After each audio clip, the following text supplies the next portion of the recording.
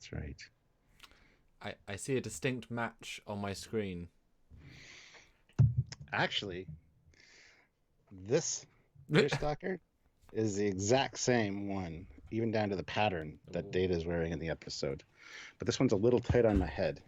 So it gives me a headache. So that's why I got to get one exactly like this, but bigger. This is a medium. I got to get a bigger one when I go to the UK. But this one's an older one, my first one, and it actually fits me a little bit better. So, hi guys. Hello. Stulock is in the house. Sherlock Holmes. I like that. Well, there was somebody in the chat that said that. I gotta go see who said that, because credit to our wonderful fans then, because they are some smart people. Maybe not Sherlock smart. Captain Casey Stewart is the one that said it, so all credit to him. Sherlock Holmes. I like that. So guys, yeah, we're here and we are going to be talking all Sherlock all the time. No, we're not. We're going to be talking about DS9. DS9? Yeah, DS9, the Sherlock Holmes episode, don't you remember? Who played? Would that have been Quark? No, I'm assuming that would have been Bashir. Odo? Well, Bashir might have. Yeah. Odo would be, I guess, almost too close to Data in the sense of his lack of humanity. But obviously, he's already a detective, so. I wonder what Pulaski would have said about him. It's like, well, you're not a real person because you're made out of goo. It's like, can't win, yeah. Jesus. And Bashir's not a real person because he's been genetically enhanced, and O'Brien's not a real person because he's Irish. And let's not go to Avery Brooks.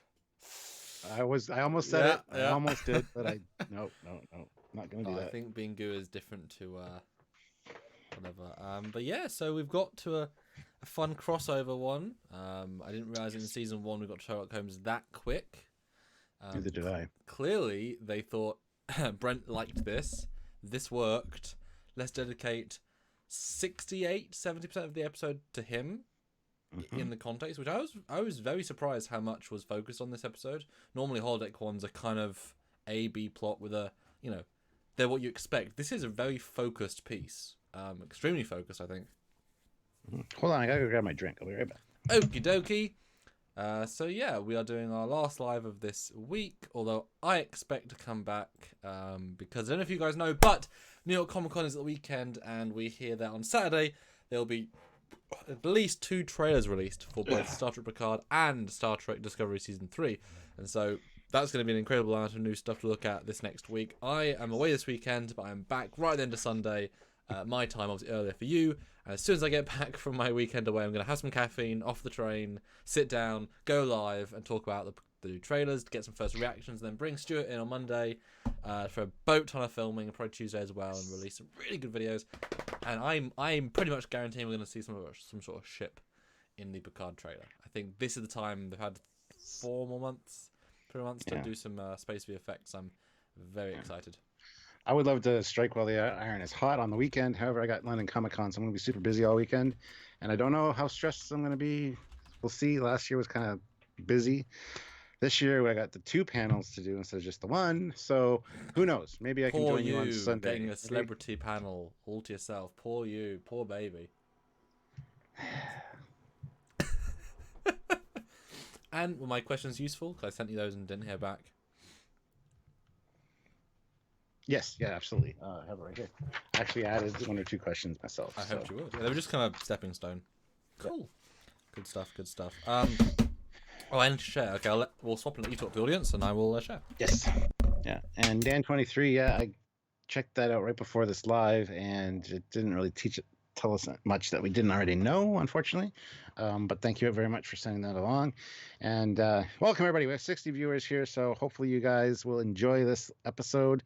And if you do, please super chat. I see we have Lizzie Smith, who's already super chatted before the live even started, which was absolutely great. We love when that happens. But if you guys want your question answered, your voice heard, your comment read, blah blah blah, you know the drill. It helps us out. It helps you out. It's got higher visibility for both the chat people and for us because it gets highlighted in beautiful different colors. If you want red color, that's probably the best. Just saying. But super chats are a great way to help out. love the Stulaw cat. Thank you, Captain Casey Stewart. But yeah, another way to help us, there's a lot of ways to help us down in the description below of every video. You can check out our www.trekyards.com, hit the donate button there, or there's a PayPal option if you don't want YouTube to scoop 30% of what you give us right off the top. PayPal is a great way to do that. All that information is down below. And don't forget our Teespring store. We got some cool Trekyards merchandise and some really other goodies down there. You can save yourself money on Eagle Moss ships and a whole bunch of affiliate links and stuff, which really help you guys out. So it also helps us out, so that's a great way to do it. Another way to just hit like. It's very simple. You can all do it right now. Get 65 right off the hop would be great. Just hit that like button, the thumbs up, and don't forget to subscribe. If the subscribe button is red, that means you are not subscribed, and you need to subscribe to the channel to get all the updates. Like I said there, or like Samuel said, with New York Comic Con this weekend, there will be Picard information as well as Discovery Season 3 stuff that we'll be talking about all next week. So if you want to get notified of all those, please hit subscribe and the notification icon, the little bell icon. Just ding the dong, as they say.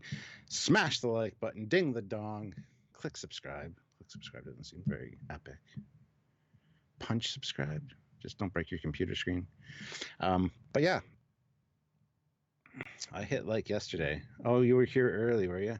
Yeah, I posted the thing to this early yesterday. Thought, see if it gets more visibility if we put it up earlier. But there you go. 5 to go. 5 likes till we hit 50. Come on, guys. 5 more people. Hit the like button if you haven't already. We can get to 50 right away. That'd be amazing. So, yeah, that's my spiel. And now Samuel's back, so it's perfectly timed. And now Samuel is back. 71 people watching, 59 likes. I just gave 1, hence 79. I mean, whatever. Nice. All right, Stuart. So, what was your overall spoiler-filled thoughts on TNG Season 2, Episode 3? Love it, but every time I watch it, I want to go in and start watching all my other Sherlock Holmes stuff. I get the bug every once in a while where I just focus on Sherlock Holmes stuff for a while, and then I just kind of forget about it for like a year or so, and then go right back to it and focus on it. So, I love this episode. It's a great use of holodeck technology. Shows what they do in their downtime while they're waiting for things, which is great because you never see that. Warp 6 to whatever system, 9 hours, and then just twiddle your thumbs on the bridge. No, go do things. Go to the holodeck, do things. So great that way. Plus, Pulaski is in this, and she's not bad, actually. I don't mind her in this one so much. A little bit annoying at some parts because she doubts Data, but it's overall she's not terrible in this episode, so that's always a good thing. So yeah, I do enjoy this one for multiple reasons. It combines my 2 favorite things, Star Trek and Sherlock Holmes. And yeah, cool. Yeah, it's a good episode. It's one. It very, very is a sequel in tone to the last big holodeck one that focused on Picard, Dixon Hill, where they really do commit to the theme, as I said earlier, and it benefits from that. It's funny. The one note I put right at the end is there's a lot of filler in this episode. I say that because the storyline, once you finish it, it's like, oh, that was it. The storyline is incredibly simple. I mean, it's only 3 scenes worth of story, but the filler is almost all gold. That's one of the unique things. The pace is odd in this one because it is just like embracing the world. Because, like I say, once you finish it, it's like, oh, that was it. But you're like, damn, that was a good ride. So it's about the journey, not destination. And I just think it's filler done right. Well, I'm wondering instantly what the hell to do for sets? Like, did they just have access to another film that made these sets and they were able to use them for like a week and they filmed everything? Because they have a lot of sets in this one. They use them liberally. And that's a good question, actually. They didn't build them all. They probably built his internal one, but they didn't build the streets and stuff. Well, what happened was they actually got the on-set holodeck working, and this was its first real trial run. It blacked out all LA for a week, but I mean, hey, it was worth it for this episode. Oh yeah, that's what happened. But yeah, it's a good one, and I think in terms of I think LeVar and Brent are like A star both. I mean, I think LeVar stands out. Obviously, Data stands out, Brent, but LeVar has so much character in his work in this episode that I think got more character than he's ever had in this one, which is funny because he's being someone else, but in being so, he's himself. And I really, really liked watching LeVar in this episode. Yeah. I say, old chap. Yeah, he does an interesting Watson for sure. Mhm. And yeah, it was good. It was good. It built their camaraderie because it was Yeah. actually Geordi's idea, not Data's, to do this. So that's really cool, actually. Well, that's one of the big themes of this episode is that Data is still a machine. He does think in a 1 and 0 sort of way, and it takes Geordi and others to get him out of that zone. Geordi can be spontaneous and say a thing. Data not necessarily can be, but that's part of the charm. It's actually quite an interesting thread that goes throughout. Absolutely. It's another stupid holodeck story complete with holodeck malfunctions and characters acting stupid because the plot says. That's a shame way of looking at it. Yeah. But I see your point. A lot of people don't like the contrivancy of the holodeck stories. But it's a good storytelling device if you want to do something kind of out of left field and don't need to set it up really. Just holodeck. Instead of visiting a planet that had a Victorian feel and they found a crashed ship from 150 years ago that had a Sherlock Holmes novel on board. It's the only thing that survived. A la Casino Royale. A la the TOS one. I just had a piece of the action. There you go. They could have done that, and that would have been stupid. But no, this is a much better way to handle it. So, yeah. So let's get going then. Dip. Okay. All right. So they are on station. They're expecting a rendezvous with the USS Victory. So I was excited to see what ship was the USS Victory, and we get that answer at the end. I was very surprised, I'll be honest. Yeah, it was a nice beginning and end to the episode. What a twist! What a twist! Yeah. They're on station and they need to kill some time, and you move down to engineering. And there's Geordi with his USS Victory ship that he built. He built it for the captain of the Victory. He used to serve under him as an ensign. So what a great... And we never, ever, ever again hear of Geordi's shipbuilding prowess or his model-making tendencies or anything like that. It would have been nice if that would have been kind of a thing, But yeah, it's true. Because that's a hefty process. For that, yeah, absolutely. Especially those riggings and things that he said he did by hand.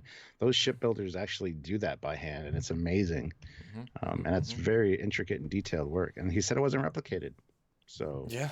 Well, I can imagine the pieces were still replicated though. I wonder if he replicated a kit. I'm sure that's how. Was it pre-built, pre-painted? Because different levels of skill. It's hard enough to put it together, but I can't necessarily imagine he painted everything. He certainly didn't craft it out of wood. But you missed a gag. Data, running through the halls in Data fashion, which is fast walking, awkwardly walks up to a character, up to her face, and she's like, yes. It's awkward, but it's very direct. And because Geordi said, come to engineering right now. It's like, what's the emergency? And it's a boat. And he's a wonderful confusion about the Victories in engineering, but no, it's outside. And I love what we said about the... how many times have we commented they slow warp places? Pretty much every other episode, right? Yeah. But this is what happens when you go appropriate speed. You wait for the other people to get there. So either you'll take a long time warp or you take a long time standing still. So I think that's kind of the duality. And yeah, this is a really, really fun scene. What I noticed, this episode is lousy in the good way, lousy with long takes. And that's a lot of acting, a lot of line learning, a lot of speeches. This entire bit, once they get to the boat, the close-up is one long take, and that's brilliant. That's you don't see them, but they bounce off each other, and you can feel the energy, which you only really get with long takes where they know the characters and they like what they're doing, and they're having fun with this. They're really inhabiting it. Yeah. And before we move on, we got 3 super chats that I haven't read yet, so let's get to those. First one is Lizzie Smith, puts in £1.99. Oh. And she had dropped that earlier in the day before the live even started, so thank you, Lizzie. You probably aren't even here yet, but that's okay. No. Just getting you started for when I'm late. Okay, hashtag Holmes. There you go. Jeff Jacobs puts in 251, 50 and less than 15. That's how we do it. Again at 100. 79 people here. We can get up to 100 guys Yeah. by the end of this. So everybody hit like so that when more people join in, they just have to hit like and we'll be closer to 100. And Jarzia puts in $5 Canadian and says they actually did build the sets for the Holmes program. I think they spent $200,000 on it. Ooh, great use of the money, in my opinion. I think they probably planned on doing more of these. However, they ran into a huge legal problem with Conan Doyle's estate. I don't know the details of that, but it's a real shame because I would have liked to see more of it. I mean, later we see the Holmes hat, the deerstalker hat, and the violin and stuff in Data's quarters. And Moriarty does return for an episode. But I think they probably intended to do more of this. That's why if they did build those sets, that's why they did it. So, yeah, there you go. And I love how Geordi's like, oh, it would be awesome to serve on one of these, you know, the wind in your hair and the sails and blah, blah, blah, blah. And Data's like, but you're an engineer. You focus on like plasma conduits and whatever. You know, why are you so interested in that? Well, it's human nature to want what we can't have, Data. Which kind of goes back to what Spock says one time. Wanting a thing is not necessarily as pleasing as having. It is not logical, but is often the case. So your idea of having something or living something is exciting, and then you get into the situation, you're like, oh, good God. So, yeah, human nature, for sure. Yeah, just a really solid opener, lots of character. And yeah, we're going to go play Sherlock Holmes. Yeah, where can I find you? We can be reached at 221B Baker Street. Sir, what? I guess she's not a studier of the classics. Not many people would necessarily know that in that time, I don't think. But the great, Shakespearean person of Black Tay on Vulcan, that was the Sherlock Holmes of the 22nd century. That was, right. The history of other planets. Yeah. But I love how Geordi hands him the pipe and says, we got, this is something I'm interested in. Now let's spend some time doing something you're interested in. And Data's like, oh, it's awesome. And speaking of the pipe. And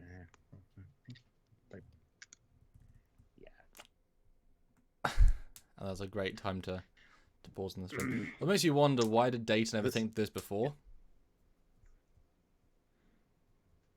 Yeah, good point. But I think just so you guys know, this is not a real calabash pipe. So like $600. This one's just a Halloween prop one, but that's okay. Yeah, works for me. No one would ever know. Unless you tell them, because you're an honest man. Which I tend to do. So they go down to the holodeck and select at random a mystery by Sir Arthur Conan Doyle. So, yeah. The computer selects A Scandal in Bohemia, just in case you guys didn't know that. At least I think that's the one. Anyway.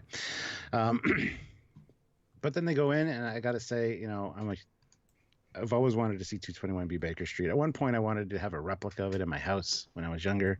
I thought that'd be so cool. That's adorable. But I know, right? Instead, you had a friend give you a captain's chair. TOS captain's chair. Oh, no. Yeah. Well, I wanted a full-scale bridge in my basement, too. TOS bridge, but that's another story. Actually, I drew up blueprints for my house that included all these things. I still have those blueprints somewhere. I'll have to show them someday. But yeah, and they have a replica of his sitting room at 221B Baker Street in London, England. Which I don't know. I might be in the area sometime soon. Just saying. You can pretty much count the days at this point. Yeah, but no, it's a great set. It does feel very true to the Holmes 221B feel. So I'm just going to be doing a lot of talking during this episode, Samuel. I apologize. Fine. I love how Data's like, yeah, Holmes collected nothing that wasn't important to him. And he goes through a bunch of stuff like the tie pin from the Bruce Partington plans and almanac and a snuff box and very nice little touches for Sherlock Holmes fans. And this one's more, it is padding in the sense, because if it was very focused, you'd, but it actually learn things about Sherlock Holmes. I mean, no offense to the American audience, but this is not exactly a thing you're going to know much about necessarily. You're not as cultured as some may be, and so they kind of like let's actually show some Holmes and get some appreciation of people actually get it and like it. You know, I was referencing the 80s, obviously, when less media. But yeah, it's a great fun scene, and they're having fun. You can very much tell in this scene especially that Brent and LeVar are just, they were loving the fact they got to do this. Because you can imagine, Geordi got a few pages in most scripts, as in was in a few pages, and suddenly he's coming the mail and he's reading like in page 1, 2, 3, 4, 5. And he told his wife, "What, wife? I'm actually in 23 of the 40 pages." She's like, "Oh, so I won't be home for dinner." Oh, I'm working. But you can tell they are just.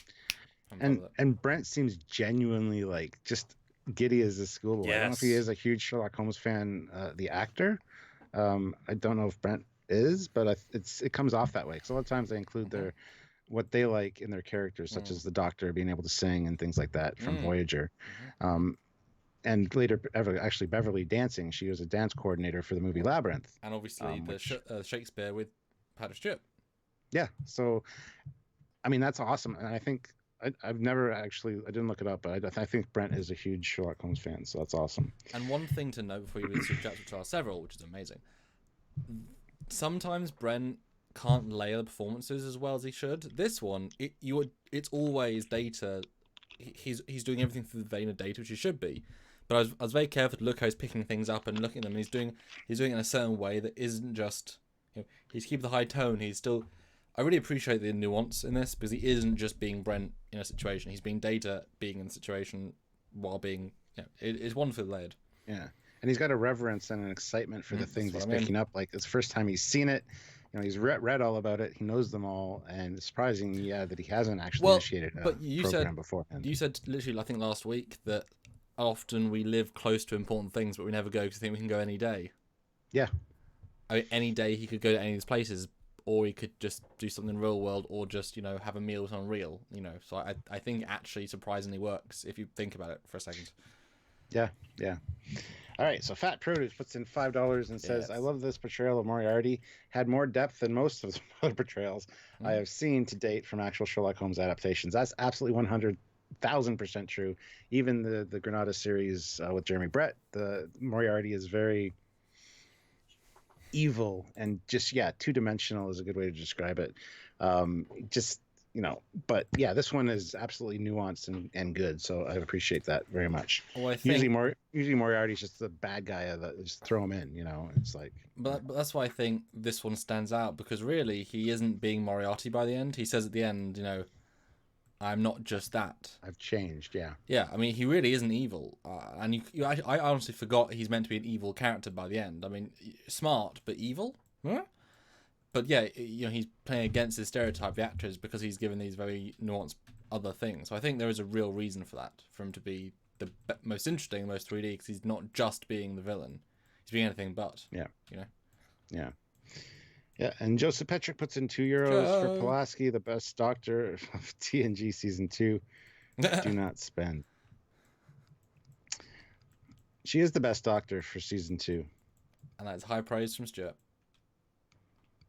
And she's not bad in this episode, which is super high praise from Stuart.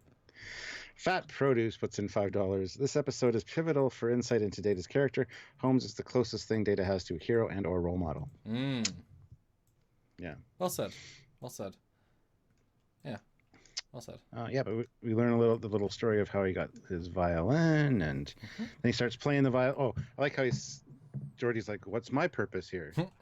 Your job is to write down everything I say and do for publication later." I'd be like, "God damn, that's boring." I don't want to be sitting there taking notes the whole time. Yep.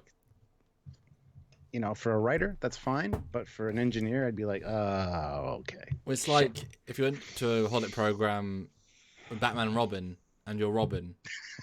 It's like, oh, great. Holy grit on the walls, Batman. That's good. But I do love the scene. I love how LeVar plays it with writing in it, and just the and especially since he can't see. I mean, LeVar can't see, but he's doing so much. You can tell by the way he was writing that it was way too fast for what he was actually writing. Oh yeah, but whatever. Unless probably shorthand or something. Yeah, or super recursive. He's like, or the computer is just writing it as it puts the pen across it. That'd be awesome. Well, I'm wondering, will he take this book away with him because he wrote in it? It becomes a replicated item, not a holodeck item. Yeah. I mean, would he take? Is that now memory? I would think so. I would be taking everything out of here. Yeah. But that's just me. Eugene puts in He's here. 1,500 rubles. Thank Thank you very much. Beautiful episode. Weird for me. The first thing I associate with Sherlock Holmes is harpsichord soundtrack from Soviet telefilm series, which is obviously not here. Not sure exactly what you're talking about, but That's damn. Fun. Okay. So yeah. Russian Sherlock spin-off. Cool. Mm-hmm. That's interesting. And Data starts playing the violin and is really good at it. And Geordi's kind of like taken aback for a second. He's like, Watson? It's like awesome.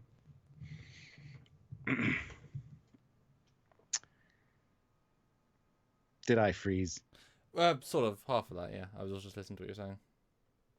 And Dan23 points out, I think this is the episode where they used the Sherlock Holmes license without paying for it. And they said they didn't use it for 4 years because of, legal things. Which is a shame, although it gives you a distinct, like, ooh, they're back sort of thing. Yeah, just kind of a shame. But well. Force them to do other things, though. I mean, can't complain. Those are the best 4 years, so you should know. Mm-hmm. Mm-hmm. And this is typical Holmes as well, where he says, we're going to have company, or we're going to have a guest in a second. How do you know? And knock, knock, knock. It's Inspector Lestrade and a gentleman. And this, and it's funny because if you know the Sherlock Holmes stories, you could definitely do this. But when you play a computer game, you can't access certain areas for certain reasons at certain times until it becomes relevant. So when he walks up and like rips open his coat pocket to show off the photo in there, I'm thinking, would the computer actually allow that? Would the computer have that picture there already? I mean, maybe for the sake of being able to deduct that there's something in his pocket, and because I think that comes into the story, in the original story later, like I noticed a bulge in your jacket or whatever. But would the computer actually allow that? Because it's like, damn, that's a quick resolution to a mystery. Thanks. I mean, you've played games before where you can't access a certain area or access a certain prop until it's relevant to the story. So, Yes and no, although we can't really compare a actually programmed by line code video game to a AI developing as it goes, everything, because this is not programmed, it's being developed on the fly. My assumption, I like the fact you're thinking that, but my assumption would be that the computer understood the chain of events, which means therefore at this point in the character's journey, he has the item with him. Therefore, he has the item with him. It's not so much what Data can and can't do, but it's he wouldn't have had it before he had it. Like if he'd started computer go back 3 weeks and he met the guy, he wouldn't have it. But I think it's just because it's this time in the timeline. So it's just lucky that he had the item on the entire time. But that's good. This scene I think is obviously fun. I actually really like this Lestrade. I think he's just good. As far as Lestrades go, he's good. Although the second guy I never understood, this other guy. He doesn't act in this scene. He just exists. Yeah. I don't get it. He has no expression. He does a thing. He's like, why? I don't understand the directorial performance choice. I know he's not important really, but he's a nothing. He's completely anything. Well, it confuses me no end. Why? He's a count. So he feels like he's superior to everyone else. So when Data rips that open and shows what he's hiding, he's like, he puts his nose in the air like he's got that kind of feel. So I don't have a problem with that so much. Well, they said he's an emissary, so they didn't say count. So you know the story, I don't. So all they said was emissary. I assume just a guy. I just thought it was incredibly plain and a very awful directorial choice. Just need to be something. He pretends to be not who he is at the beginning. So I just think it stands out to me as a really lazy point. But I get what you're saying. Obviously, just that quickly glazed. It's so quickly glazed over. It's not a huge issue for me. Yeah. Oh yeah. Mr. Captain 93 says Sherlock Foley and Samuel Watson, I presume. Sure. If you want to be fair, I think Samuel has more of a resemblance to Sherlock Holmes than I do. I'm more the Watson in this case. But yeah, thank you. We have another Cool. super Thanks. chat as well. Fat Produce, $5. Hey. When Moriarty was stored in the computer, he lived as the butler and the nanny with Fran Drescher around. I'd be mad and want out of that holodeck too. Yeah, he was in the series The Nanny, and yeah, I good can't. call out. I like that. Yeah. And Christopher Rollins asked a question that obviously you've addressed in our holodeck episode, but he says, here's something stupid about the holodeck episodes. Why dress up before going into the holodeck? Why not just use the wardrobe in the holodeck program itself? Well, you can.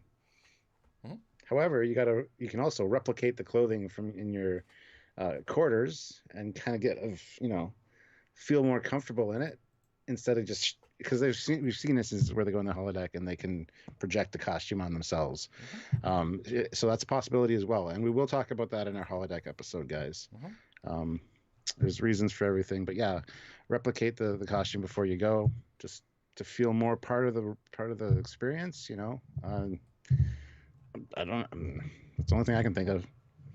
Well, and it's also that the holodeck is still random. I would feel a sense of pride to say, right, I'm going to go spend a day in the holodeck. This is awesome. I'm going to go to the replimat, pick an outfit, put it on, get perfectly sized, feel the fabric, design, pick what little accessories I have, put it on, feel good, walk around, like look at myself in the holo mirror or whatever, and then walk down and then go in and inhabit it rather than computer, give me a costume. Right. I mean, there's a whole different level of attention and care. It's like with Geordi building it himself and saying I built it himself. He could have replicated it in 1 second, or he could spend 6 months building it. I mean, care and attention. And also then it becomes the costume you wore for that program. You might wear it again. It can get dirty. It can, there's a sense of character via it. It's going to get worn. It's going to get damaged. Whereas a holo one, you just, it's. I mean, obviously, I'm sure you could make it tangible by the end if you want to then replicate it, I guess, after the fact. But that's not just how it works natively. You have to tell us to do things. And as I mentioned earlier, you see the deerstalker hat and the violin in Data's quarters later. So it's something that he, treasures. So, Lizzie Smith puts in £1.99. Thank you, Lizzie. Crazy. Data. I said data. Oh. Data dresses up as Sherlock. Kirk walks in. God. I don't get it. I'm sorry. That's all right. Anyway, so I love how Data's being all smug and I solved it, blah, blah, blah. And then Geordi's slams the book shut, computer, exit, and he storms off. And Data's like, but Geordi. And he's like, I just got here. I love it. It's actually funny.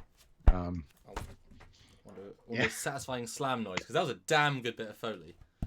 Yeah. Foley is the way to go. I love the acting of Vaher as well. It's so you don't, because you're on the ride, but this is a complete left turn or right turn. And Data's acting, I would normally say was out of character, but I think he is legitimately excited in such a unique way. He's like he's acting out of his own comfort zone in terms of how he can act, because he's just legitimately excited, and you just don't see that. It's like his pet love expressed in not, his ones and zeros are less able to process the stimuli, and so he makes little other choices. And just the fact that Geordi takes him to the bar, and a great use of just having a set, and it's just dude, I know you know it all, but don't ruin it for me. But you would assume that you'd think this through, that you said that it was important. Data asked for a random adventure, but as soon as you see the guy, you know what the adventure is, and you know the ending. There's no mystery. Obviously, Geordi doesn't, but Data would take. He wouldn't waste an hour because it's inefficient. Random is not random if you know all the answers. I would have assumed that Data would have been easier for him to delete one of them from his brain. I would have thought that'd be easier. Oh, and he's gone. And he's still gone. And he's still gone. Back. Hello. Sorry. I'm back. Yeah, I'm not sure that you froze on my end, but that's how that works. So. Yeah, I said, wouldn't it be easier for him just to delete one of the stories from his brain? You'd think so. You would think so. That'd be the better way to do it, I think. Yeah. Or just all of them. Just delete them all for now. You can always brush up on them later. And then ask for the computer for a random one, yeah. Although it would be... I'm down.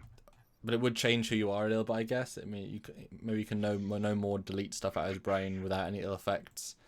But it's a good conversation. And then the greatest character drops in. Can't help but... Yeah. They're talking about the fact that he was asking why Geordi was upset. Well, there was no mystery in it. You have them all memorized. No mystery equals no game. No game equals no fun. I was looking forward to the adventure, Data. The course of events. But he's like, but I did solve it. I knew what it was, and I did it. He's like, that's not the... No, you didn't. You knew the outcome. It's not the same as solving it. And Data's like, so I should have extended the sequence of events. No, you're not. And I love how Geordi's like, oh, you're not getting it. Yeah, it's good. And then, Pulaski, is being nosy and snoopy and pokes her head in. You're wasting your breath. It's like asking a computer not to compute. It's like, I can kind of see her point at this point, because she really doesn't understand how he works. Intuitive thought might not be a thing for him, Although that being said, I don't think he would have got the position he has on a starship without be able to solve problems. But intuition is just the brain processes at a high level. I mean, if you know everything in the situation, you can connect things that people might not be able to connect. I mean, it's such a what is reality of this versus what is just a program, And Robert Hayes says, I thought you didn't have a Deerstalker hat. I've got this one. This is the first one I ever had. Then I also got this one years later, which is the exact same one, exact same patterning as the one that Data uses in this episode. This is actually made in Great Britain, too. Ooh. Good. And this one, unfortunately, is a medium, and it's a little bit tight on me, so it gives me a bit of a headache. So I've got two, but I got to get a bigger one. I got to get this one in a large. I think it'll fit me better and look better. But well, you'll be close to the place soon. Yes, indeed. What I really just get here from Pulaski is that she just dismisses him as not living, and it's less cruel in this episode. It is, which I appreciate. It's more just matter of fact of Geordi. He's not real. You don't. I know you think he's real, but he's not real. He's a machine, so he's not gonna. It's very dismissively, dismissively blunt, but the meanness is toned down to absolute T. But in itself, it's like in the olden days slavery. Oh, the black people, but they're not people though. And it's like, yeah, but they're not being aggressive, but they're still being awful in their own way. And okay, I got to address something here too. Devo77X says, from what I understand, Holmes never wore the Deerstalker in the city. You're absolutely 100% correct. He only wore it when he went to the country in a few episodes, and Sidney Paget, the illustrator for the original stories in the Strand magazine, only drew it a few times. But it became so iconically associated with Holmes that they make a joke out of it in the Sherlock series with Benedict Cumberbatch. Remember, he throws the hat on to get out the door. They take a picture of him, put the picture in the newspaper, and he's like, but I never wear the hat. And that's the only way everybody shows him from there on. It's actually William Gillette that made the Deerstalker famous in his stage play of Sherlock Holmes. But yes, you're absolutely right. He only wore the Deerstalker when he went to the country. Good job. Oh, Tinzagari explains Lizzie Smith's joke. Data dressed up as Sherlock. Kirk walks in and says Khan because Benedict Cumberbatch played both. Oh, see, in Endgame they missed the joke because you had Iron Man and you had Doctor Strange, who both played Sherlock Holmes. There should have been, and they were at odds with each other. Yeah, there should have been a line, "No shit, Sherlock," somewhere in there. Yeah. There wasn't. I was waiting for it. It would have been beautiful. Most people would have got it, and I feel really let down that they didn't do that. And it's not fan service, guys. That's just clever, in my opinion. It's clever fan service. Yeah. Okay. But it's something he would say, and therefore it's fine. Yeah. But anyway. And then she goes on to say, so where's the victory in fighting a battle that you can't possibly lose? You know the outcome to every story. All you can do is memorize and resuscitate or regurgitate, essentially. And then Geordi, of course, sticks up for him. Deductive reasoning is actually one of Data's strong suits. And she goes on to say, well, but Holmes understood the human soul, the dark flecks that turn the innocent into the evil. And that's beyond Data's understanding. And Geordi's like, now you're just being cruel, Doctor. So I do love the back and forth there. Sorry, not cruel. Now you're being unfair, Doctor. Yeah, yeah. Because it's true. If he got to this point, she doesn't know him. You can see a spark of humanity within him because of his, bits and bobs, how he approaches things. Yeah. And she says, your artificial friend here doesn't have a prayer of solving an actual Holmes-style mystery that he hasn't read. And he's like, well, but I've read them all. Exactly. Well, maybe the computer can do one in the Holmes style. He wouldn't have a prayer. And then Data's like, I accept your challenge, Doctor. And Geordi's like, good for you, Data. And it's like, oh, the game is afoot again, essentially. I like that scene. It's good, although I think, of course, Data could solve a mystery. He would just analyze it. That's a stupid thing to say. A home-style mystery is just a mystery with moving pieces. And moving pieces you can analyze and get answers, right?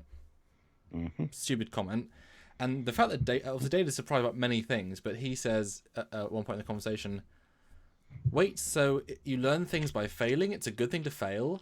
I'm like, you know this. What are you on about? You served at the academy. You did all those things. You didn't... Because Joy says, you know everything, don't you? He's like, yes. It's like, no, you don't. You were at the academy. You obviously failed at the academy in classes that you didn't know everything about, and you couldn't just do everything. You don't not part. Otherwise, you'd solve every situation every time. You don't. You were great at things, but you also say, "Remember last week? I don't know what this is, sir." He didn't know everything, did he? So just that was failing. Yeah, it's a version of failing. Yeah, and plus, I'm sure if he's in the command program, which he is, I'm sure he would have taken the Kobayashi Maru and would have failed that as well. Yeah, what would he do in that situation? Yeah. Well, you're an android, so everyone dies. Like what? I just felt they were a little bit. They didn't understand him as much as they thought they did in this scene, or they forced some dialogue they didn't need to or shouldn't have. That's my opinion. But same with him saying, "Is this perfume?" That's equally as dumb, Oh yeah. There's many instances of that throughout the series where he should have known, but yeah. It's just sad because this one's a very smart Data episode, and so to fall down anywhere is disappointing. Because obviously they got in the mind of him so well. But anyway. So then they invite Pulaski, which is an interesting choice, and it shows how Data isn't, he's not doing it out of vindictive, he just wants to hang out in a sense. He never shows ill will back. It's not that sort of thing. Although... go ahead. Well, I just realized Gene wanted no negative towards the crew, yet he included this. Pulaski actively mistreating him. That seems odd to me. It does, yeah. Like it's the most but they don't treat it as that, which I guess is the distinction. In the future, people don't be mean for mean's sake, and therefore, because there's two sides to saying something. It's offense given, offense taken. You cannot take offense at something, or you can. You cannot mean to give offense, or you can. I cannot offend you with mean things, and you cannot take offense, and we're all happy. Or I can say something randomly online, and someone takes offense I didn't mean. Yeah, it happens all the time. It happens all the time. I hate it, but you can't really win that. I just wish people were better at knowing when offence was given rather than taken, because a lot of things people say aren't meant to be offensive. I just guess in this future people don't take offence. They know not really meaning to be mean, I guess. Yeah. But they're back at the holodeck, and Data's like, I will dare the holodeck to defeat me. I instructed the computer to create a new mystery. This will be something created by the computer. In the Holmesian style, which is a great phrase. So they go in, and Pulaski's obviously never been on the new advanced holodecks, and she's very impressed. We get a little description of how the holodeck works, how it projects stuff on the walls at further distance, and again, that'll all be coming up in a future holodeck episode. Right script. It is, and I'm looking forward to you guys watching it. Okay. But yeah, then basically the computer combined two stories here. It combines the Red-Headed League and the Speckled Band, and it comes off really bad in my opinion. Data's like, oh, I recognize that guy. That's Mr. Jabez Wilson, and member of the Red-Headed League. And then when he comes to pull the bell thing, the snake's going to drop down and bite him. Really not great. You think a computer as advanced as that could do something a little bit more intricate? Because those are like... Well, I think Data skipped to the end. This is meant to be the first piece. He pulls a thing. It snakes him, and then you see the mystery of what happened. He just skipped the last bit accidentally. That was, it's like if you start a game at the last boss battle, you're like, well, that was anticlimactic. It's like, well, yeah, because who is he? Why is he? There was no deduction there though, because he recognized the redheaded league plaque. He recognized Mr. Jabez Wilson, and he just put everything together. So yeah, this is where the doctor's like, "Yep, see, told you." Because she says fraud. Now you see my point. All he knows is what's stored in his memory banks. So I do love the way that it was kind of crafted here, but it seemed very simplistic for a computer as advanced as what's operating the holodeck. But we didn't know the full course of events that would have taken place. It might have been very intricate, actually. Yeah. Maybe involved more stories as well. Who knows? Well, it clearly involved Moriarty because he was produced for this iteration. Yeah, because he's in the background. Yeah, he wouldn't be there if it wasn't important. They're not that random. A couple of quick thoughts there. As I jump back a second, I keep harping on, but the transition from holodeck, putting the physical arch in the scenery and going through it is still flawless. I love it to bits because it just looks. I mean, that green screen could not look better because it is fully real. The lighting's good and so well done. And every time it's the simplest thing, but it works a treat. And the set, I mean, what a beautiful, well-crafted, well-atmospheric. And they make it look like so many different locations. Like, they didn't build 6 streets. They built things and redressed them. It looks so different as we go. They're very, very impressive to that degree. But yeah, certainly the lame is a good word for Data's deduction because he doesn't even explain how he knows the girl is because the person that runs by is a distraction for what? It has nothing to do with the man because the man's not even there yet. There's no it's a lazily written scene on purpose. So it's meant to feel so shit because then the first scene was so fun, the later one was so good. But I think the computer took it in a literal sense of make a randomized one using components was the idea. So therefore it's not, if you know, I mean, most people don't know every single part of every single Sherlock Holmes story. Therefore there's a snake in one. Damn it. Yeah, I remember now. Rather than, yes, these 3 pieces. There we go. That's what happens. But it's a well-crafted, lame scene, which I give them all credit for. And Devo77X says the speckled band was a snake hidden in a bell. Not correct. The bell pull was put near the bed so that the snake could climb down on the rope and bite the girl in the bed. So not really hidden in a bell, but I get what you're saying. The bell pull was put in right beside the bed for that very reason. So anyway. But yeah, Dr. Pulaski says, inspiration, original thought, all the true strengths of home are just not possible for our friend here. Your circuits would short out if you were confronted by an actual mystery. It's elementary, dear Data. Yeah. Well, we get the name of the episode. So credits, roll credits. Although I would argue that every episode they have a science mystery. It's a mystery that he solves. Like, the distinctions are so vapid, but it works in its own way, but also doesn't. Christopher Rollins asks, is Pulaski cosplaying as Missy? Pretty damn close. And Dan23 has a wonderful comment. So it's Kit Bash Sherlock Holmes. Yep.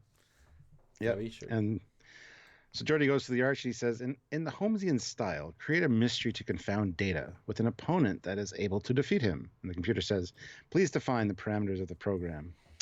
Create an adversary capable of defeating Data. And then we get a cut to the bridge, which has been an easy day for filming for these guys. I detected an odd surge of power. It's gone now, sir. All right, cool. Right, done. Next. Episode 5, right. That was episode 3, Seal the Bridge. Let's go. Which is true. It's only Sealed the Bridge. Yeah. We got 5 minutes between this scene and the other scene. We should film one for that elementary one. Okay. Set up the camera. So what do we say? Here's your 3 lines. Go. Yeah, perfect. And paycheck. Yep. Your best work, Frakes. Yes, yours too, Michael. So the arch disappears, a new program starts, and it's got different. It's the same London, but different. It's more of you can tell the computer's changed some things, which is cool. And then Moriarty, of course, saw all this, and he's talking to some streetwalker, and he says, I feel like a new man. That dark fellow there used the word arch. I wonder, computer, Arch. Or he just says Arch, sorry. And the computer's like, computer standing by.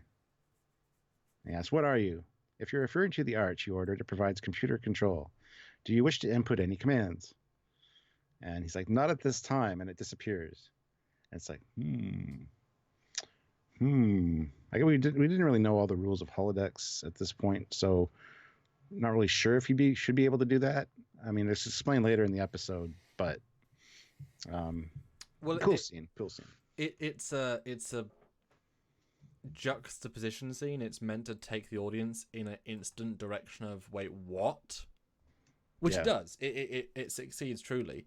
Although I was surprised because you're meant to say computer Arch, not just Arch. That felt lazy to me because anyone can say Arch. Mm-hmm.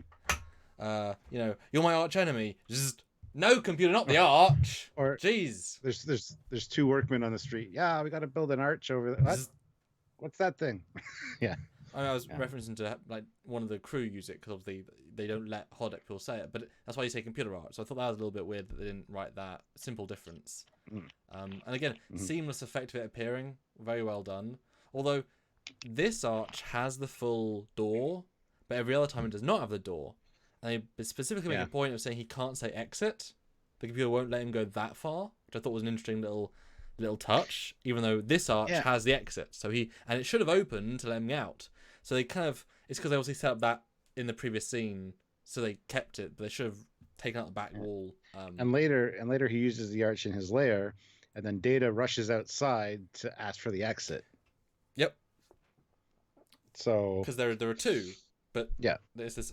So so little continuity thing there. But it's fine. But at least I like that. It's doing what it really shouldn't be doing. But the thing it won't let him do is understand how to escape. That is a subtle thing. Although, and I know we've talked about this in our holodeck episode, is this realistic that the computer is smart enough to manage to create someone smart enough to defeat Data? Does that follow the logical it could, should, would happen? Because that's a hefty thing. It is. It opens up it could do a whole live talking about that, because how easy would it be to program holographic doctors? Just go in and say, we need a doctor capable of, solving this plague on this planet. And you could. So. Yeah.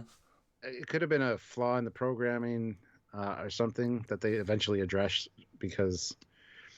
Yeah, I mean, it needs access to who Data is to be able to defeat Data. So it's a sticky situation. It's a cool plot device for sure. Well, there's probably a slight side effect of it being Moriarty himself, because he's already incredibly smart. If it was computer, make a random villain number 6 could defeat me, they might do it in a physical sense. But Moriarty already has traits of a genius, so he sees the world in a different way through the algorithms. But it makes you wonder why the Doctor was handcrafted and yet less real than Moriarty, when he was just built in a day by a automatic system with no control. Yeah. Computer make a Doctor who's so relatable that everyone loves him. Does computer, that's a big power surge. Hey guys, I'm the Doctor. So weird. And Jarzia put in $2. Data would absolutely leave the Kobayashi Maru to its fate. Yeah. It's the most logical thing, I guess. I refuse to play. It's true. Yeah. Sure. So they're walking along, and no Pulaski. The Doctor's been abducted. Which I noticed and thought, where'd she go? Why that was a good. Yeah. Well done. And Geordi's like, come on, Data. I think she's hiding. She's just messing with you right now. But no, and then there's actually, thank God, there's deductive reasoning right now. He finds the shoe, and he examines it with his magnifying glass. I can do that too. Anyway, but she was abducted by two men. One was shorter, the other was taller and left-handed, and they work in a laboratory. Well, how can you possibly know that? Well, he swiveled on his left foot to turn around to see if anyone was following them. Left-footed means left-handed, which is absolutely true. And the type of rubber that was left on the dirt ground, I guess, is the same kind they use in boots in laboratories for working with electricity because it would keep you grounded. So again, that's how deductive reasoning works. So that was good. That was really well done. And it wasn't so paper flimsy as the Jabez Wilson section. The problem being is that he still just saw things and connected dots. Well, that's deductive reasoning. That's what he Sherlock Holmes did all the time. That's what he did earlier with the. It was just less intricate. I mean, he still did. Oh, yeah. The only thing he does later on, which I think would be closer, is that he knows that she's bound and gagged, not for any evidence, except the lack of evidence. The lack of something told him something which isn't necessarily what you'd assume. That was the deductive reasoning, I think, more than this. Yeah, I love how you said that the lack of evidence was evidence in and of itself. Yeah. Like in The Adventures of Silver Blaze. I draw your attention to the dog, the mysterious incident of the dog in the nighttime. But the dog did nothing in the nighttime. Indeed, that is the curious incident. And that means that he knew the dog didn't bark. Yep. So yeah, absolutely. Yeah. But then the famous line, "The game is afoot," and they rush off, which is awesome. And this is one long take. This is a long speech by Brent. Very in character, loving it. I mean, they really... Cause long takes are so important because a cut you mentally you see, but they keep going, keep energizing. And I just read the Memory Alpha. They said this was a horror of an episode of film because they took away a day to save budget. $60,000 they saved by taking a day off the filming. And everyone thought it was going to turn out badly because they were so rushed. But boy, phew, performances are so on match for this. Very cool. Yeah. Yeah, but then we get she's bound and gagged and being carried. How do you know that data? Well, you can only hear 2 sets of footfalls. Therefore, she's not walking, so she's being carried, and she's throwing somebody off balance because his footfalls feel, the sound erratic. I mean, it's perfect. Plus, she's not screaming, so obviously she's gagged. Yeah. Well, this bit always confuses me a little bit. This little bit because you never really get a sense of them chasing anybody. You never you'd hear them. You'd hear constant footsteps the entire time, and you'd hear you'd hear something. The way this played, I think, is awful. Like little bits and little bits and little bits through a bit of a street, and then we caught up to them. It's like, no, they had like a 2-minute head start, and they know where they're going. You don't, and you do, you know what I mean? And then they do a turn into a room, which I don't know how this makes sense because they heard them running 2 seconds earlier. I guess they went through a trap exit in a but even though the set here clearly has no trap exit, there's no like fake door. So this bugs me. I think this bit's just very poorly played. And then suddenly cuts to Lestrade, who knows where they are somehow, and Murder Holmes. This bit feels like the computer is just playing with them because lol. Like, yeah, you know what? If we make the people disappear, they'll despawn. Then they can't get him. That's all I felt from this. I mean, can you enlighten me to this stupid set of 2 scenes? Because I just don't like him. Help me, Obi-Wan Holmesy. I mean, it's Victorian London. There's lots of murders and violence every day. So this is just some side thing. No, I mean the lack of footsteps and the dead end. Could you explain those? Oh, yeah. Maybe they went down the wrong alley. They just, I don't know. Maybe they didn't follow them properly. Who knows? Okay, so this is meant to be literally like they got it wrong, which I'd appreciate. I think so. I hope so. Okay. I just think that's hard to do with footsteps because you still hear them running and. Okay. I mean, yeah, it's nice to have them fail. Yeah. But it's weird. I don't think it plays well. And then the murder. This one's padding. It's just padding, but it's good padding. But it's padding. Mm-hmm. Again, it shows perfect scientific or deductive reasoning from data, and this is typical kind of home story fashion, where the doctor's like, "Yeah, I think I know what happened," says which makes sense, and Holmes just sits there like, "You're pretty much wrong on everything." So he wasn't attacked by somebody he didn't know and strangled from behind. He was actually attacked by somebody he was sitting with and knew very well. He'd been drinking gin all day. He was drunk. He just got out of jail. And he got murdered by his little wife. And and Lestrade's like, well, she's so small. How would she be able to take him down? He was drunk. And she used her her scarf thing with the beads on it to strangle him as a garrote, and that's what made the even spacing, because they, fingers wouldn't be evenly spaced, and blah blah blah. Simple, blah. Moving on. Smart, simple and smart. Yeah. Yeah. No, I really like it. I just love how Geordi goes through the whole thing. Yeah, this is what happened, and Lestrade looks at Holmes. Is that right, Holmes? No. Yeah. It's typical Holmes. Yeah. And then move on to, this isn't connected to the disappearance of the doctor. If this isn't connected to the disappearance of the doctor, then the computer must be running an independent program, which I thought was incredibly stupid. Because, like I said, there's murders all the time, that kind of thing, street violence, whatever. That would be part of the program. So I didn't put that together with the computer running an independent program.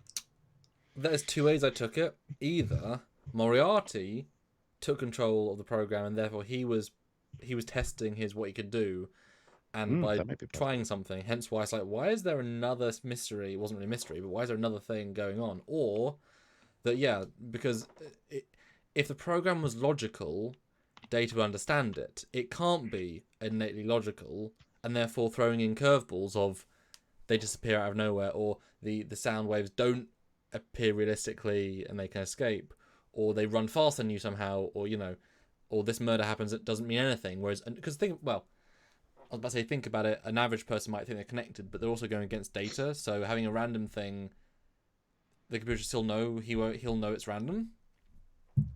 So it's kind of like, but it's trying. I mean, the computer shouldn't be smarter than Data, and in all intents and purposes, it isn't. It's the life it gives Moriarty. Once it creates Moriarty, the computer stops being a factor. The decision making is this consciousness of Moriarty. That's the whole point of what he's trying to say. But yeah, the description is a little bit odd here. It would have been nice if this had been Moriarty playing, like in a scene later, he'd talk to Pulaski. I asked it to, because he's a mean guy. He's a bad guy. Computer, can you please kill for me prisoner Ethan Peck? And then he just watches, and that would explain why he's there watching. Because I felt a bit awkward that he was just there, like. Yeah. And I also love the way that Data goes between Holmes and Data. Yes. Like, gets in character, like, that woman, and he gets all dramatic and whatever, and then all of a sudden, like, that's Professor Moriarty, and he switches between it so often. It's like when he's Data, he's very concerned, but then all of a sudden he'll switch to Sherlock Holmes again. Mm-hmm. It's like, well, why are you still playing at it if you're really concerned? It just doesn't make sense in some places, but they were having some fun. That's the point. It's not that 1 or 0 anymore. It's not that controlled. It's its own unique thing. So I think that actually works quite well with the instability of the program. He has to but also Yeah. I think it fits in context. Okay. Fat Produce though puts in $10, so thank you. Wow. With the Enterprise computer having the capability of creating sentient AI, why are soon type androids so unique and in high demand, aka measure of a man? The Enterprise computer has MacGuffin powers. Yes. Well, they chalk this up to the holodecks are relatively new technology, especially the new upgrades. So they kind of chalk this up. They kind of chalk this up to as a malfunction almost in the programming. Something that they didn't expect nor be able to anticipate could happen. So, well, I mean, how many ships have holodecks? I mean, I'm assuming all the galaxies, but that would be it pretty much. Maybe the test ships. But the fact is, it's like video games nowadays. There's a reason in-house they detect certain bugs and fix them. And first day, hundreds of people play it, and there's a bug that's so obvious to do, but no one caught it for 6 months of development. But because now 1 million people played it in one day, and just random things happen. So you put it out in the wild, eventually something's going to happen. So I'm absolutely fine with it, because like you say, this is new technology. It's been iterated upon 3 times in the last year. They probably got the most advanced holodecks in the fleet, given the binars. Anyway. And it's just, they created it, and they need safety protocols after this to help stop this being a thing. But yeah, it's certainly ridiculous, but also this is brand new tech, and I like that, actually. But you got to wonder how many people were killed by holodecks on other ships. despite things going wrong. Well, the Futurama Starfleet episode. regrets to inform you that your son is dead because of the holodeck incident. He created a hollow accident. Hitler just to see how he is, and he murdered him. We're He sorry.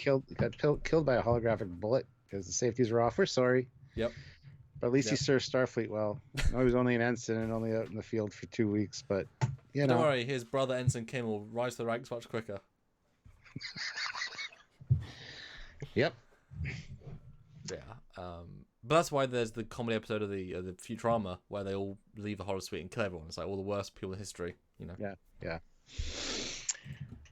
Anyway, so they find his little hidden layer here. So which is many sets. My goodness. And again, right before they walk through the door, he's Data, concerned about Pulaski, and then he switches to Sherlock Holmes, being like all excited for the chase for Moriarty. It's kind of weird, but so they go in and it's welcome, my dear Holmes, but not Holmes, and Dr. Watson, but not Watson.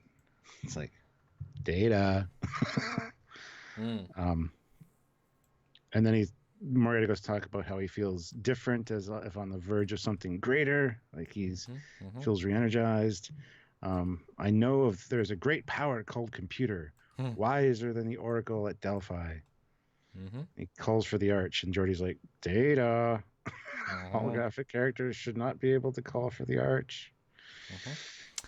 And Devereaux, just briefly, Devereaux77X says, remember the historian who got shot in the Picard's Dixon Hill program? Yep, he didn't die though. He didn't. We already had that. And 104 people watching, less than the other day, but that's A-OK. 81 people liked it. Click like if you can now. Want to get at least 100 likes, and please super chat if you can. Have questions, comments, thoughts. Ben Fat Produce, you're doing amazing. Thanks for keeping the average up. If you have any Sherlock Holmes questions, there might be somebody here that might know the answer. Just saying. Maybe. Now, did you not think it was a bit easy getting into his lair and it being so close? And yeah, I think that's just to speed the story along. I think they would have been more involved if they could have had like a 2-hour movie to do this, but you know. The new Star Trek movie is a Sherlock Holmes movie? Yes. Wow, ballsy. Cool. Yeah. Yeah, I think it's just to move things along because they had quite a bit to do still, and you know they'd spent all this time building atmosphere and showing off the holodeck. The joke is the plot hasn't actually started yet. Yep. The plot is he takes over the ship. That's the plot. We haven't got there yet. I do think this is the moment where the Sherlock Holmes storyline stops, because there is no mystery in this episode. The computer never creates one. As soon as Moriarty is, he is the storyline. So I actually find that kind of funny. There was never actually a mystery in the Sherlock Holmes episode because it's now ultra linear, and they do take non-smart decisions out, which we'll get into in a second. But the acting of Moriarty is just stellar. I mean, what an absolute lad. Yep. And he goes on to say, the computer has described to me a large shape which I am adrift like a fly on a turtle's back. What is this, Holmes? And he hands Holmes a piece of paper, which we don't see what's on it yet. But we'll get there. Anyway, it freaks Data out. And he runs outside and calls for the exit.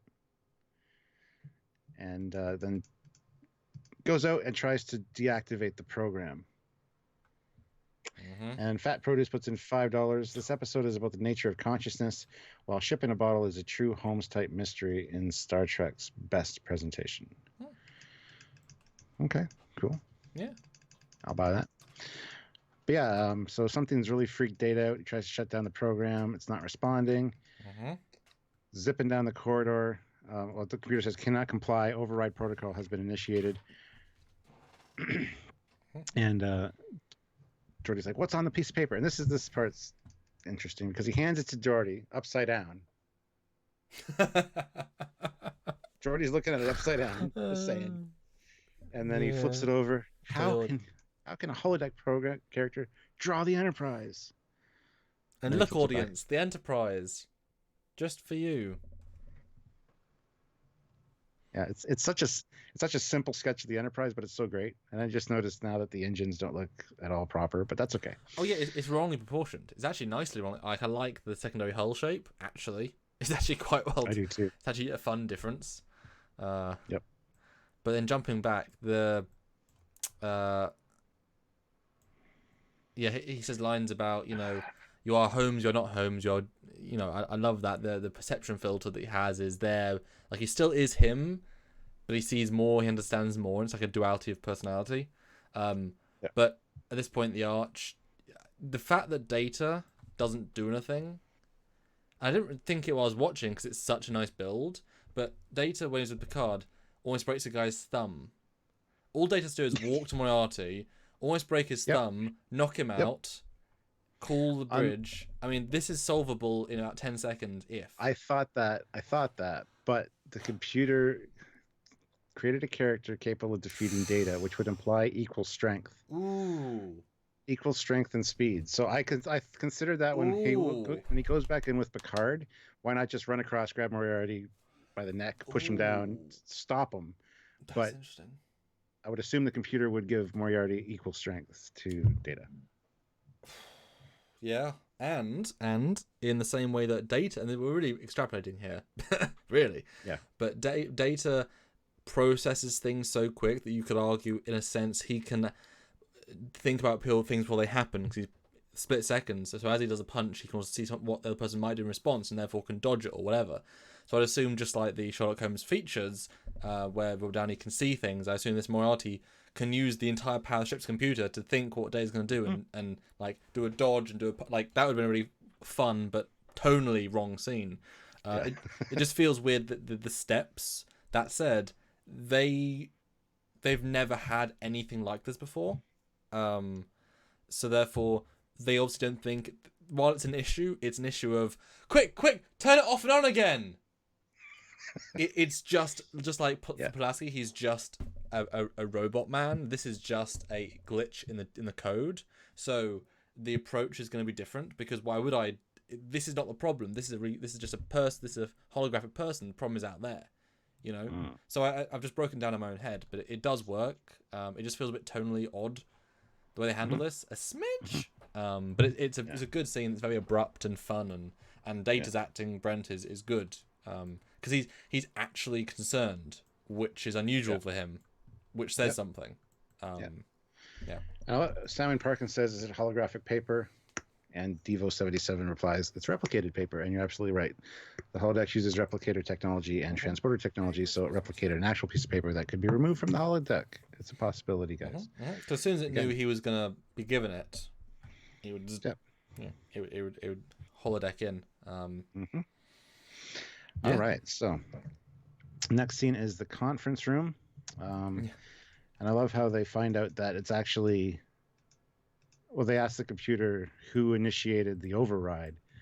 The override was initiated by Geordi LaForge, and he's like, what? And then they put together that, I love how he says, I asked for a worthy opponent. And Picard's like, for Data or for Holmes? Like, Picard already kind of knew. And he's like, oh my God, I'm an idiot. Slip of the tongue. Slip of the tongue, yeah. Yeah. And then I actually screen grabbed this because I had to go back and listen to it. I want to make sure I was right. But Picard's like, merde. He says shit in French. So he swears. There's swearing in Star Trek. That's the second time he said merde, actually. Bill! But I made sure that I could put the captioning on, got that, because I thought I heard it. Where is it? Oh, yeah. Yeah. There you go. Yeah. Fat Produce puts $5. Oh, goodness, This situation is overwhelming in Picard's diplomatic voice. Yeah. I really like Picard in this episode. He is so focused, razor thin focused, and on point. I like Patrick Stewart's performance a lot, actually, in this one. So they find out he has access to the computer and all the files, should he need them. And then, he's a 19th century character with access to 24th century knowledge. All he's going to need is time to be able to figure things out. And he's smart enough because he's Moriarty. So Worf's like, I can lead a security team in. Hunt Pulaski down, rescue her. No, Mr. Worf. The safety protocols could be off. Don't want to endanger more lives than we they weren't called that. To. They're not called safety protocols. They had different mortality failsafe. Mortality failsafes, yes. Which is less catchy. But but they're obviously version 1. We patched them in safety protocols later. They also safety onto doing AI. You know, safety protocols. Yeah. Yeah. And I love how Geordi's like, well, I could attempt to destroy the holograms. Yeah. Channel a particle beam down one of the conduits and split it, and that should wipe out all holographic material on the holodeck. Oh, it'll also tear human flesh. Oh wow, that's a bad idea. Geordi, that's not a plan then. Oh well, yeah, it's true. what sort of plan was that, Geordi? And then Troy senses something coming together in the holodeck, something coalescing like a consciousness. And then that's when Data says, that would make sense, because in order to defeat me, he would need something that I possess, hence consciousness. And then the ship shakes. Well, does the ship shake? Yes. Oh no, the camera shakes. Sorry, the camera shakes. It's always amazing to look at these because they have to move things. So like Data's holding onto his chair so he can move it, and everyone's doing a connection point with something so they can move. But actually, they're very well done this episode. Everyone's in time. I don't know how many takes it took, but it is funny when we do it as like a still image and like see how they are doing everything. Yeah, I love when they stabilize. Have you seen the ones where they stabilize the scene? Yeah. So it's just, it's like sometimes people move in the wrong direction. It's funny. And Riker's like really hold on to a chair, just moving it. It is wonderful. Calm down. And and they ask computer what happened. Attitude and whatever control of the Enterprise was temporarily transferred to holodeck 2. Like, well, shit. Now we got a bigger problem. Yes. And Picard's like, well, I'll join you in the holodeck. And Data's like, I'll go change into my uniform. And he's like, no, I'll change into something more appropriate. Let's not give your nemesis any more information than we have to. I'm sure he already knows what the uniforms look like, but that's okay. He knows what the ship looks like that they're on. No, I think it's not so much that he doesn't know, it's that it's not in his brain on the level of consciousness. Because he says, some things at the edge of my reasoning. So if he saw it, he'd be like, that's the uniform, but it would like open his mind even further. So I actually appreciate exactly why he did that. I thought it was a good reason. And Picard says, yeah, we don't need him asking any more questions than are necessary. Yep. So if he showed up in the uniform, it'd be like, yeah. The perception was broken, so it's well played by Picard, I think. Yeah. Then we got the time machine. It looks like a time machine almost. In Moriarty's lair. It always says to me, time machine with a big... Just missing the spinning thing at the back. Yeah. I love how he says, Mr. Computer proposes that we are all traveling in some sort of vest. Is that true? And she's like, I have no idea what you're talking about. I love the way she plays it. It's like, yeah, I'm just... Nothing you say makes any sense to me. I'm just gonna, I love that. That was really well done, actually. Because she has no reason. She keeps it up right until Picard breaks it. Yeah. Then she steps in and says something. Yeah, she even apologized for being so in character. Oh, sorry, I was eating. Yeah. sorry. Yeah. Although the Mr. Computer is like, you know that she was talking to you in her voice. That's a bit disrespectful to say Mr. Computer, given you've been talking to a girl the entire time. I thought that was a bit weird. I guess I didn't know Majel was voicing this episode because that's a clear discontinuity. Unless he's a sexist as well, which would make sense. But it's like, really? Yeah. It's a girl voice. Come on. Yeah. But he asked her, "You're not frightened of me, are you?" She says, "No." Well, you should be. Mm-hmm. And then he goes on to talk some more, and she's like, "I still don't know what you're talking about."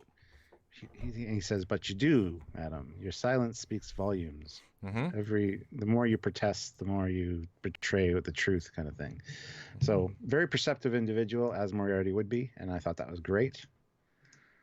But yeah, he doesn't seem imposing. He doesn't seem menacing. He seems very friendly, and he doesn't seem like an evil character at all. He just doesn't want to hurt anybody. I don't know. I just don't take him as somebody to be worried about. Well, he's obviously got a lot softer because of all the knowledge. His mind is not thinking of mean things. I love his "you should be scared of me." That's a great way he performs it. But he doesn't come across that way at all. Like, the menace is at very low. It would have been really good to have seen him instigate the death of that people, to see that he can. That was a test, and it didn't matter who died, also not real. Like, that would have been really, would have been kind of fun to see him utilize holodeck characters that he knows aren't real, don't mean a thing, in a sort of a kill them way, because they don't mean, he's transcended the rationale that my fellow holodeck programs are real. But there's already a lot of story, but there's a lot of padding, as I said before, so it's kind of, yeah. Although yes, the arch mm-hmm. is putting orange light on his head, and then it disappears in the same angle, and his orange light disappears on his head. So I guess they...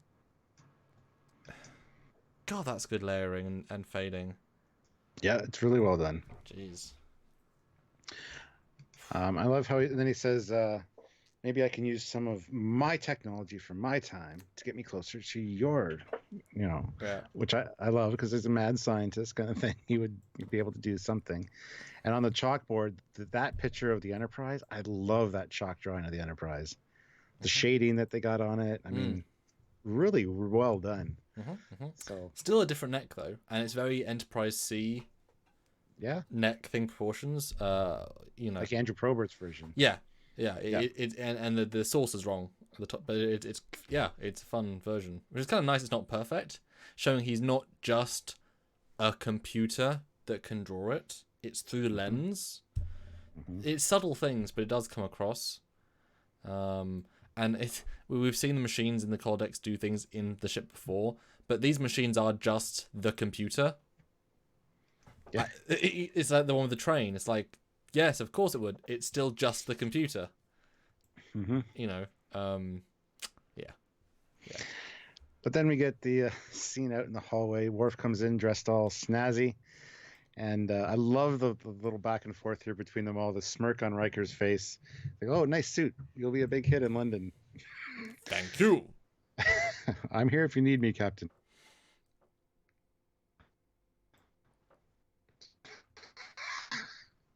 It's a good scene. I love this scene. Yeah. And then Picard's like, well, let's go. And he taps his top hat and it pops up. And everybody's like, even Data is like amazed by this hat. It's like you did Shakespeare for 20 or 30 years, Patrick Stewart. I mean, Captain Picard.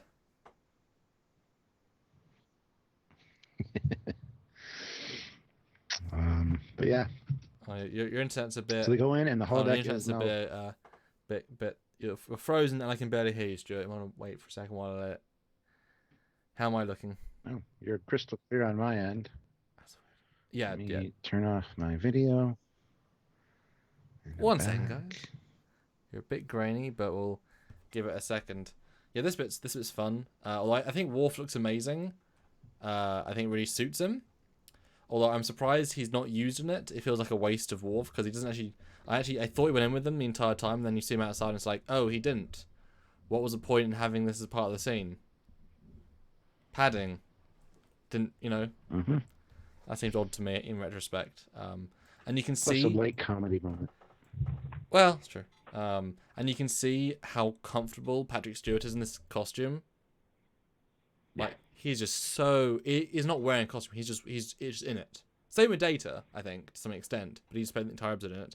But Patrick Stewart is just living this, Must have been excited to have a different suit than their uniforms for this.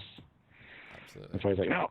It probably was originally just Data was changing into the uniform, and he's in Patrick Stewart saw the script and he's like, why don't I change into... That might be better. Yeah. I'll even bring it from home. Is the internet better now? Because you've been crystal clear the whole time. It's got much, much worse. Okay, do you want me to call you back? Yeah, Matt Pearson. The Captain's coming at us from 1996. Yes. Yes, I am. You're on dial. 1896. Oh! Yeah, hang up and we'll call him back in a second. All right. Sorry, guys. One moment. At least we're running at a 3,174 kilobytes a second. Oh, that was instant, wasn't it?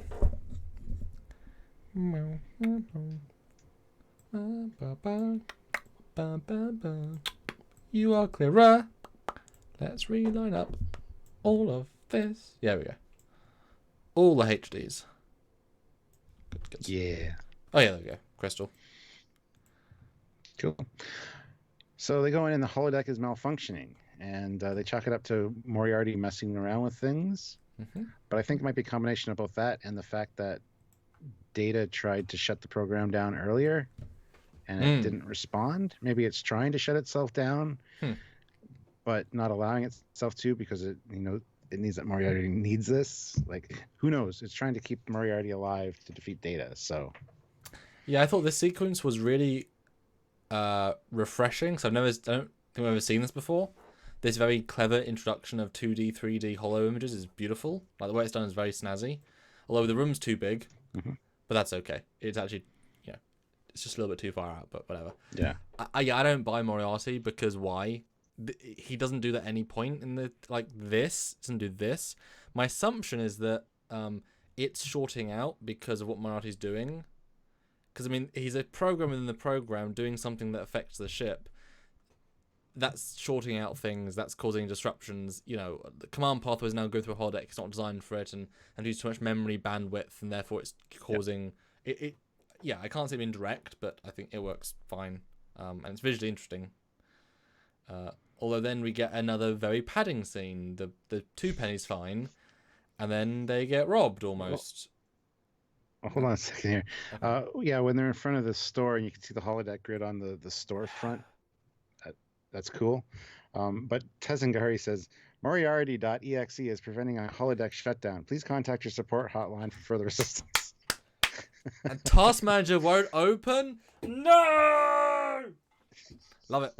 Love it, love it, love it. Yeah. All right. Yeah. Picking up the tuppence for luck. And then lack thereof. Typical London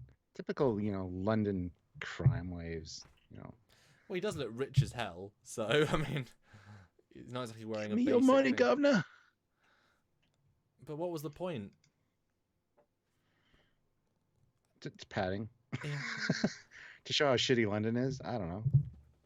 Yeah, but you know what I mean? Like, there's very little plot here. But to show that, I love how Data handles them really easily. Oh, yeah.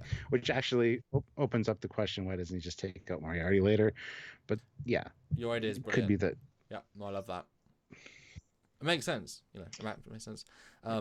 Although this is it is padding, but they do give it some fun context because their acting is spot on. Patrick Stewart is completely unfazed because it's not real, and yet he still has the Data. Do you think could have killed us? But his acting is so that's interesting, even though he literally could have got killed. And Data's acting it's good context, even if it is just padding. At least they use the padding well, which is this entire episode. Ooh. It's okay, Data. If I got stabbed, there's a doctor in this program somewhere. If you find her, I'll be fine.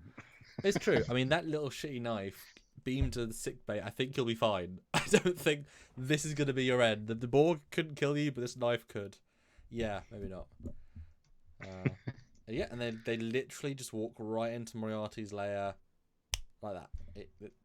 There's no preamble. It just literally walks in. It's that easy. I love how Pulaski gets up, does up her, jacket. Sorry, sir. Are you okay, Doctor? Just a little stuffed with crumpets. And I am a civilized abductor. Good line. Provide tea and crumpets. Oh man. Then more wonderful shake. Yeah, and he's calls him Mr. Data and says, "You will note that I no longer call you Holmes." Which is subtle. You wouldn't have noticed unless he pointed it out, I don't think. Yeah. So I can affect this vessel, and I can inflict bodily harm upon you and your doctor. Trying to be menacing, and again, it doesn't come off that way. He's too thoughtful to want to hurt somebody. I think he needs to have the doctor to have a little bit of leverage to maybe get out of here if he can, But I don't think he's actually a menacing character. So, well, that's the thing. He's using what he knew. Unfortunately, it's not who he is anymore. You know, Yep. he could do the things, but that's really not the point of him anymore. And I think that comes across in performance because you know he could, but he really isn't going to. And this entire sequence does feel a bit not anticlimactic, but thoughtfully, quickly finished without a real payoff. Like the whole episode is the payoff, not the end. Does that make sense? Because what happens in the scene? I don't know. I didn't watch it. Oh. Jarzia puts in $5 Canadian.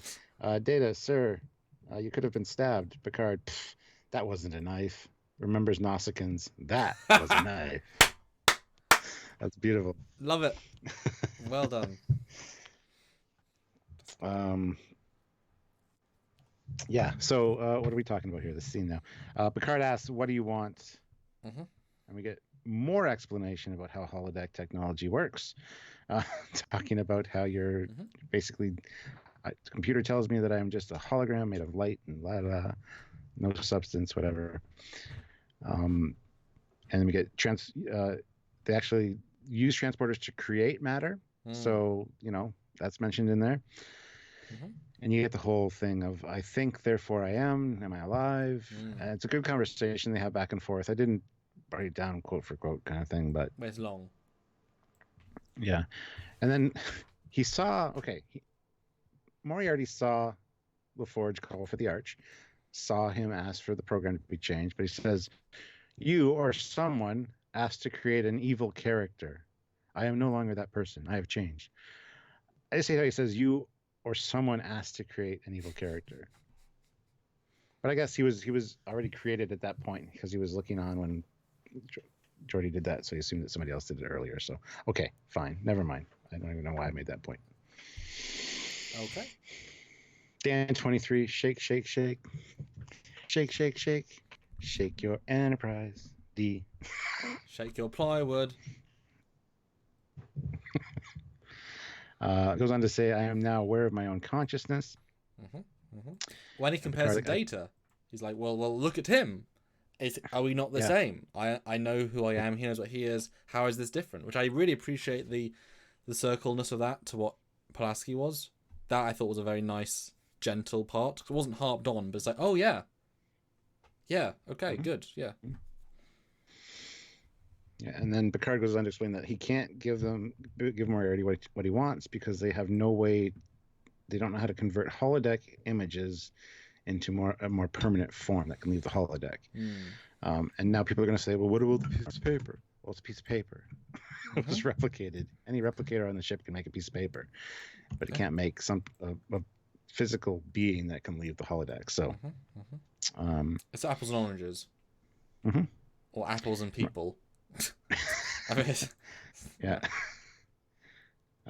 Moriarty says, "I do not want to die." And Picard says, "And I do not want to kill you." So Good now line. we're kind of at an impasse. Good line. But we will save this program, and in time, maybe we can bring you back. Which I like. So Moriarty agrees, and that's a computer save program, save the program of Moriarty, and then discontinue. And there you go. That's not the end of the episode yet, but that's the end of the Moriarty part.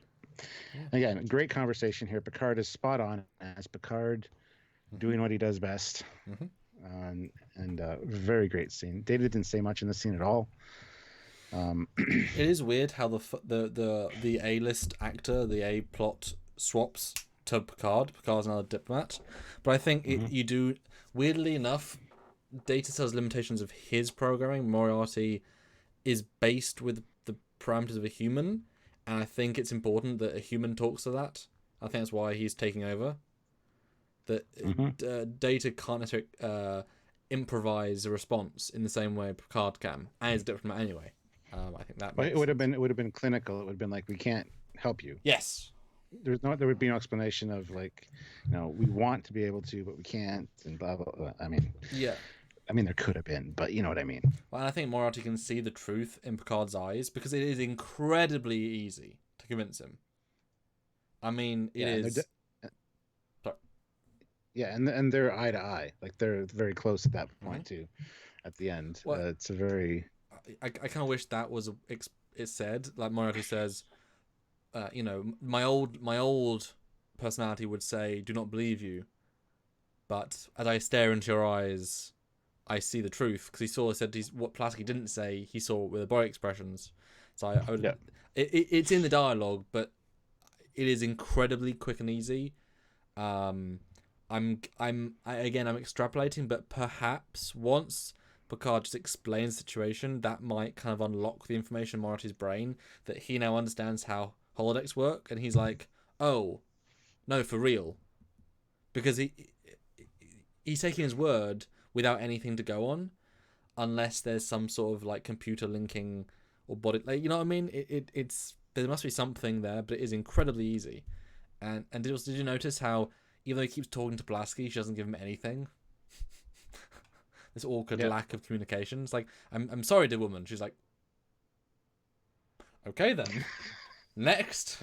And well, perhaps one day I can come back and stuff you full of trumpets. Sounds really dirty, but she's like, well, time may have passed for me, but not for you. And yeah, I might be very old. Yes, and it's funny how also we didn't get a Data Moriarty goodbye either, given they're the two heroes of the story. Although he did say, obviously, I concede. Although, like I said, there's no mystery here. He just kidnaps Pulaski. Like, it's... Yeah. And didn't you find it weird? We never saw the thugs. Yeah. Like, I was about to see Muscle at some point, his muscle, because it just doesn't connect those bits. Like, it would have been nice if she wasn't kidnapped, she was just chloroformed and then, like, over his shoulder.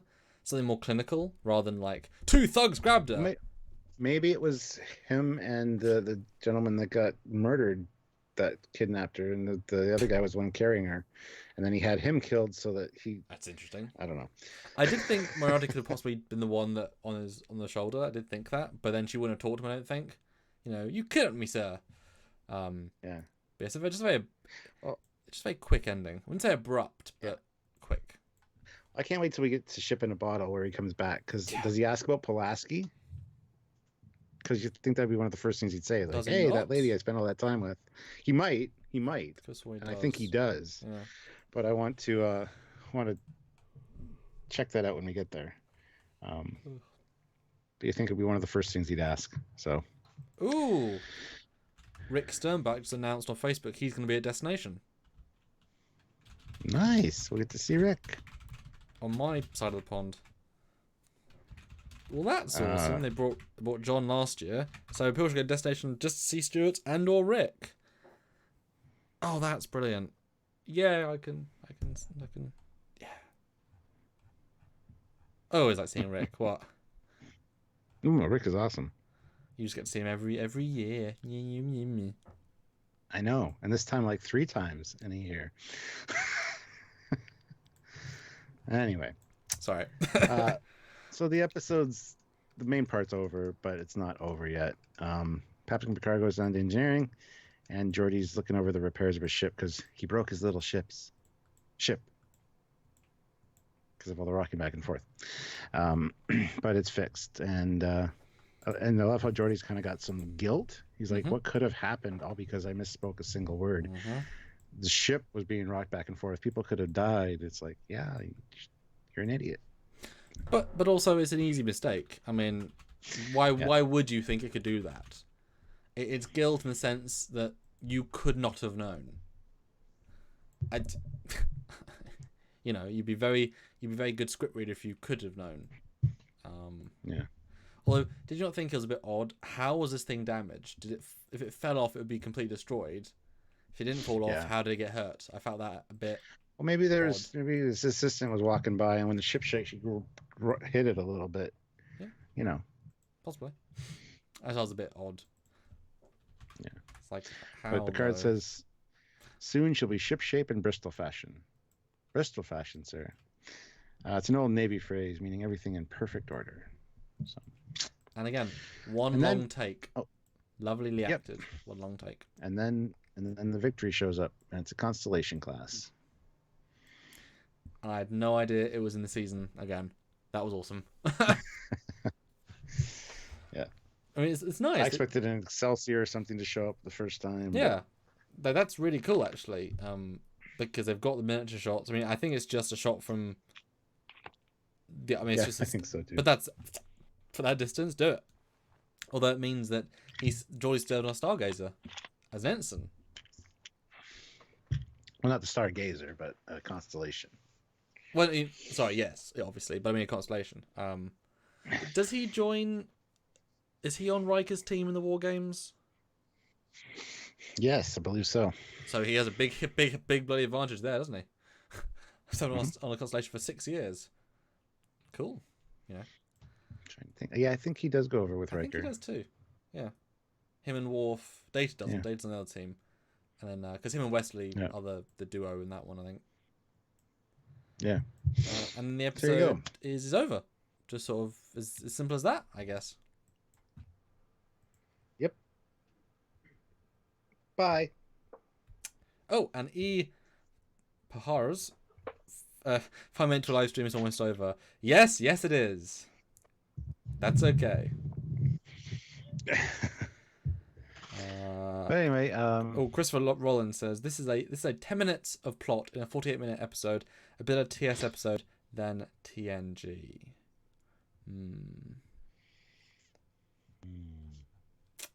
But yes, Stuart, what was your full review now that we've finished? Talk me through it. And did your review or thoughts change from first time you watched it to this time? Has anything changed? You like it more or less? Talk me through it. haven't changed at all. I've watched this one many times when I was younger, just because of the Sherlock Holmes aspect of it. So this is one that's firmly ingrained in my mind. Everything, like, nothing changed for me this view at all. I thought it was a great episode. I didn't mind Pulaski in it, and I'm glad for that. Like I said, I'm not a fan of Pulaski, so if she had been an uber bitch in this one, it would have ruined it for me a little bit. But the way she plays it, it's actually really well done. So no problems with Pulaski in this. Great premise. Again, technology going haywire. And the Sherlock Holmes aspect is absolutely fantastic. So very well done too. A lot of attention to detail.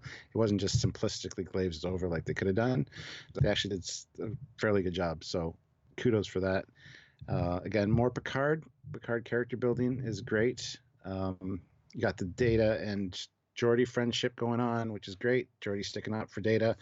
Pulaski kind of being an antagonist, but also being a friend, because she even says, his circuits of our friend, which here would short out. So she does consider him a friend, but still a little bit doesn't understand him. And, so there's a lot going for this episode. Plus we had a constellation at the end. I mean, that's cool. But yeah, I'd have to give this one a 9 out of 10 for season 2, at least. For all of Trek, I mean, I do enjoy the holodeck episodes quite a bit. So it's still going to be up there. I'm going to probably give it, for all TNG, maybe an 8. I really enjoy this one. It's definitely my scores for a lot of these aren't necessarily based on writing or like whether it will win an award kind of thing. It's my rewatchability of it and my enjoyment of it each time I rewatch it. So I'm going to have to make this one an 8 for all of TNG and a 9 for season 2 for sure. And ironically, I think that while it often plays advantage with us, I think for Measure of a Man, we're both going to rate it lower than most people. Because if you rate for rewatchability, I wouldn't pick that as a rewatchable episode. You know what I mean? It's great, obviously, but it's not one of those ones you want to rewatch and have fun with. Mm-hmm. Would you concur? Yeah, I mean, that's just great for good storytelling, good script, right? So, but rewatchability. Exactly, yeah. It's like City on the Edge of Forever. Fantastic piece of writing and storytelling, but it didn't need to be in the Star Trek universe. So as far as a Star Trek episode, it's like, all right, cool. But, it's got different things that make it great. And it could have been in any sci-fi series and still had the same impact. So, but this one ties with Star Trek characters really well. And I like that. And then plus we get Moriarty as a recurring character, comes back again. So that's great. And Cadmus 67 puts in 8 pounds. 8 pounds for 8 out of 10 episode. and one of my TNG favorites. So thank you. And that legitimately is a big super chat. Thank you so much, Candace. We appreciate it.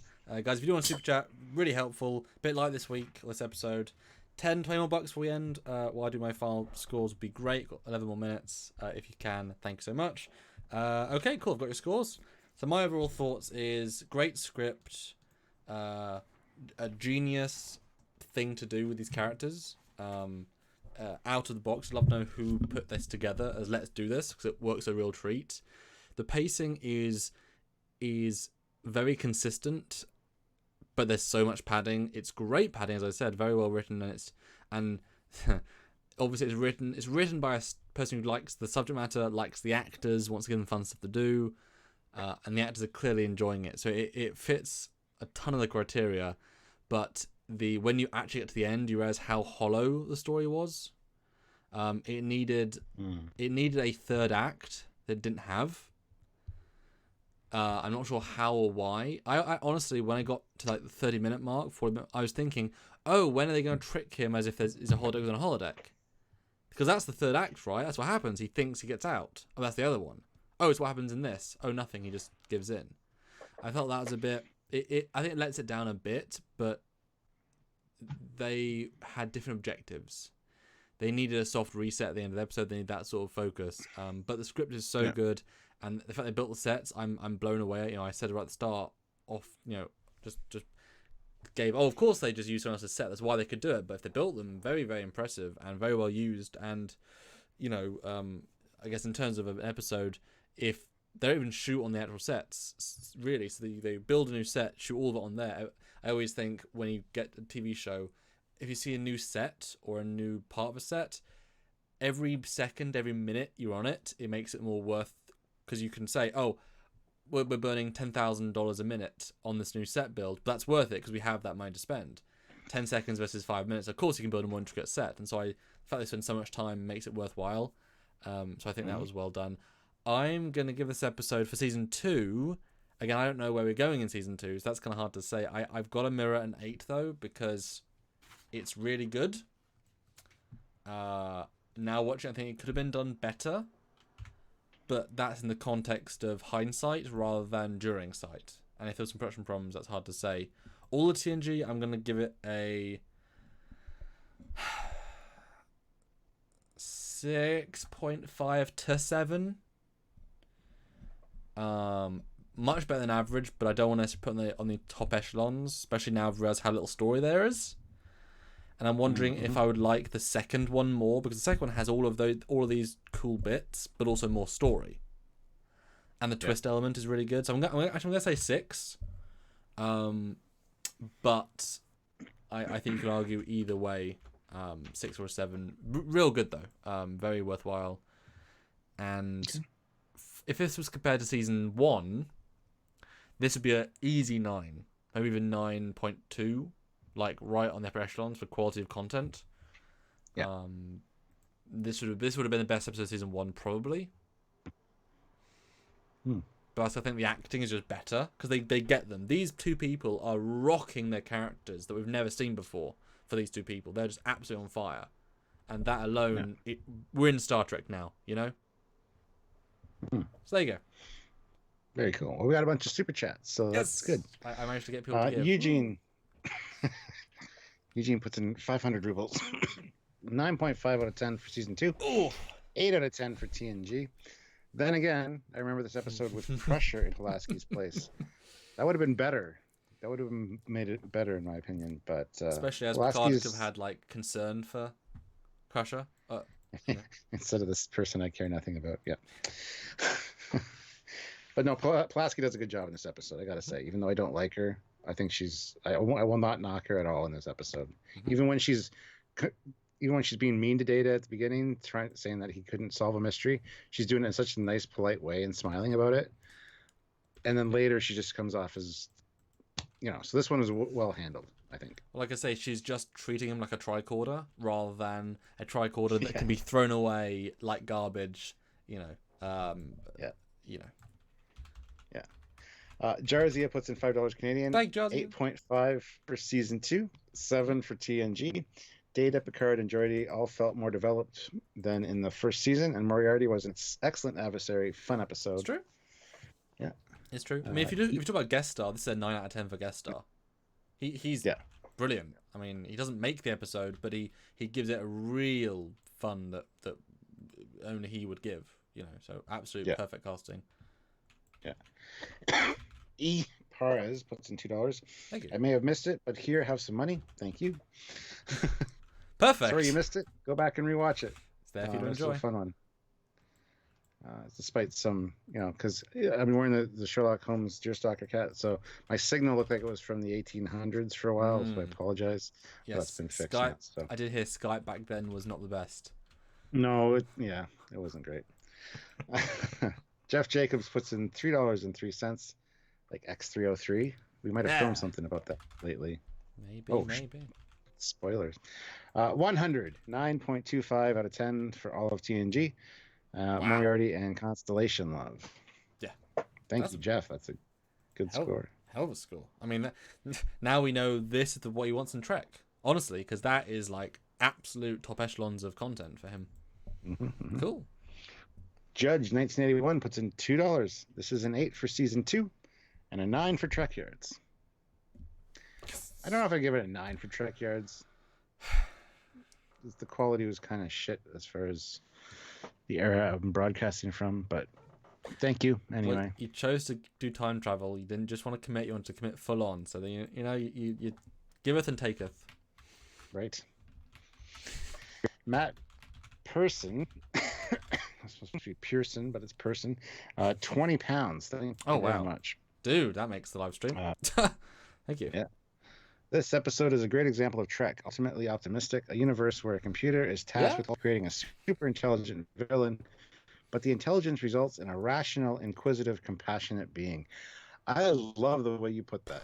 That's absolutely great. He started out as being just an evil two-dimensional character, because Moriarty kind of was. And that's awesome. I mean, if you break it down like that, this is a Star Trek episode to its truest.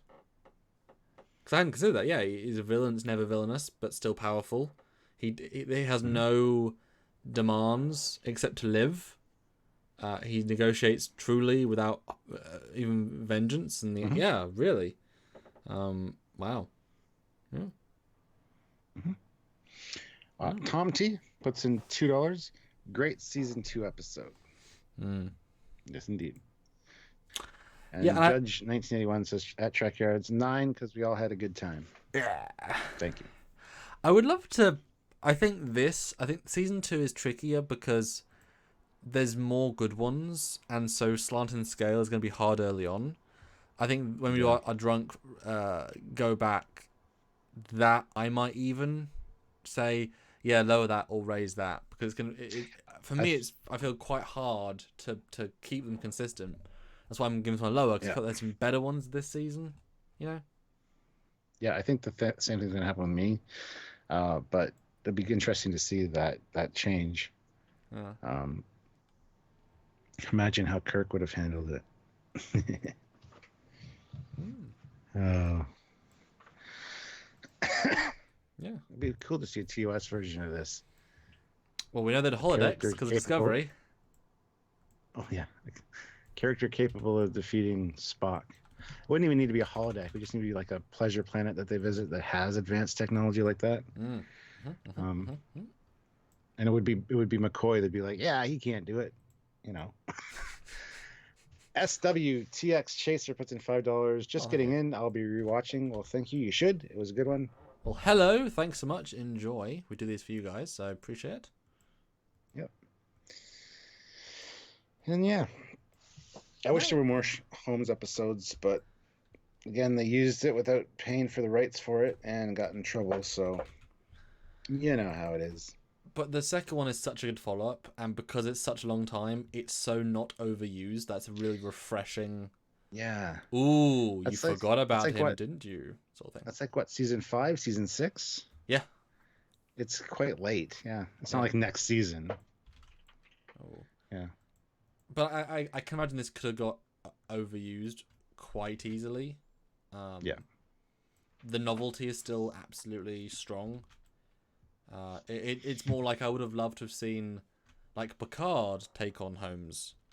You know, he says, "Oh, the itch of working this world." You know, I mean, he's got Dixon Hill, but he could have done both. Would I think have been fun. But yeah, no, it's really fun to sort of see through your eyes, Stuart. 'Cause I know you're obviously a big fan of several of these components, as we can tell with your cameoed elements today. So yeah, I hope you've had fun rewatching it. And did you actually see anything new in this Trekyardsian analysis context, or was it very much just the same old? Or was anything new, do you think? Didn't see anything new or different because, like I said, I've watched this one so many times. I've just analyzed the shit out of it. Okay.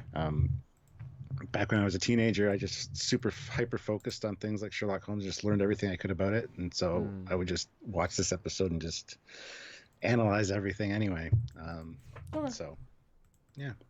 Sorry, nothing new learned this time. Yeah, it's okay. I certainly saw a few new things, which I appreciate.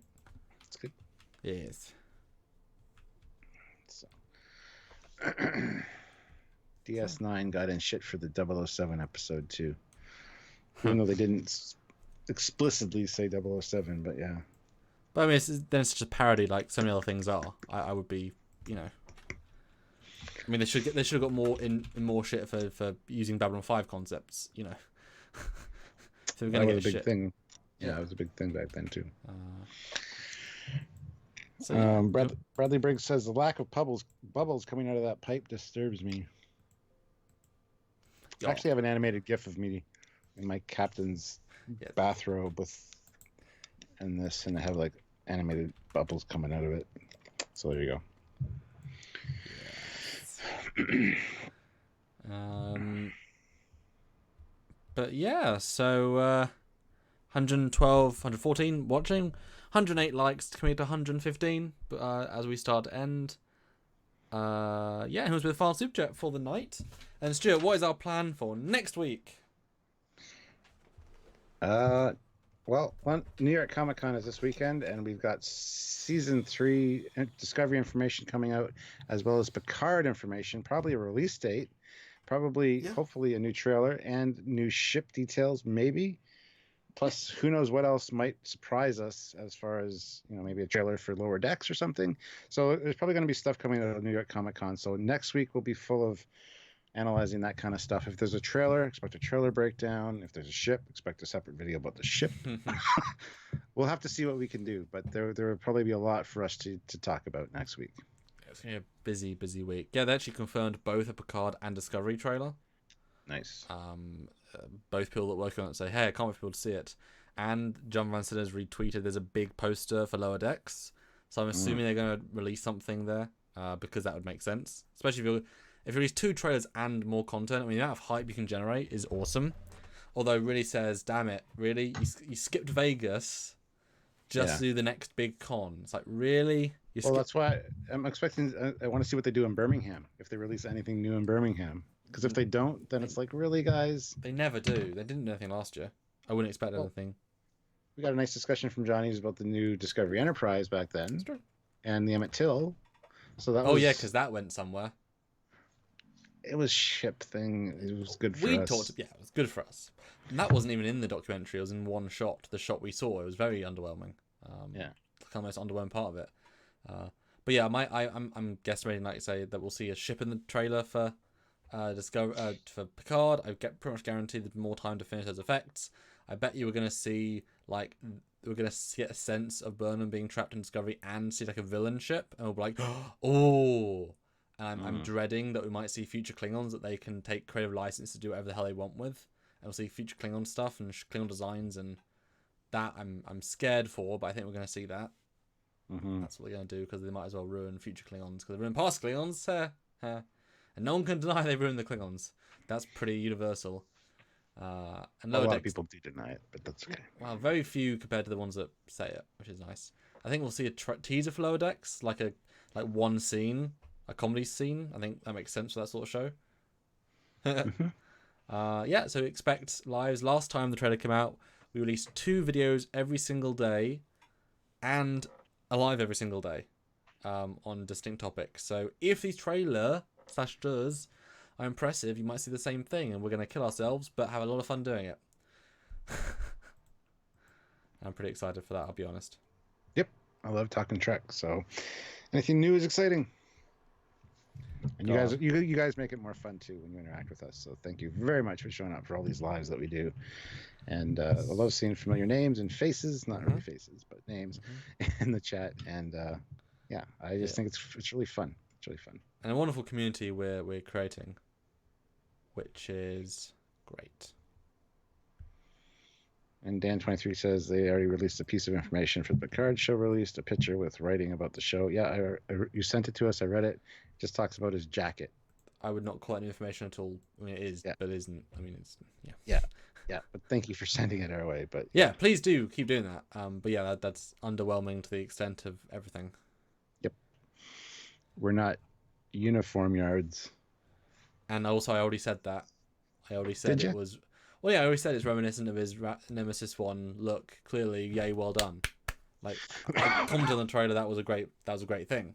It was like he's wearing, he had a jacket made or bought one similar because it still keeps him slightly uniform mindset while not actually being in uniform. It's a psychological thing he did, which is great. That was a great choice. Good looking jacket. So yeah, final super chat, guys. Then we can go final. Who wants to save the Trekyards live? Let us know.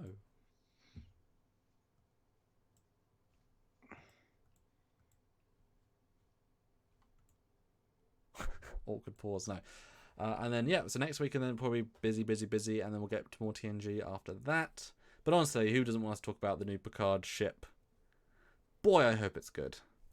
Or at least like Star Trek Renegades, the ship they have is weird but cool, but not like what you'd want. But the Federation ship is awesome. Like, I hope we see a Federation ship as well. Because all the ships in Renegades were kind of good in their own way, if not what you necessarily want that ship to be, if that makes sense. Yes, it does when you think about it. But you should never think about what I say. What? You said something? I wasn't paying attention. What? Exactly.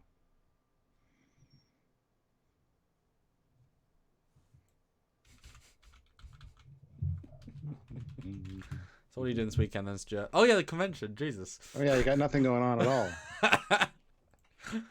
Tomorrow I got to go to the convention center, set up the captain's chair, probably repaint the base because it got all scuffed up last year.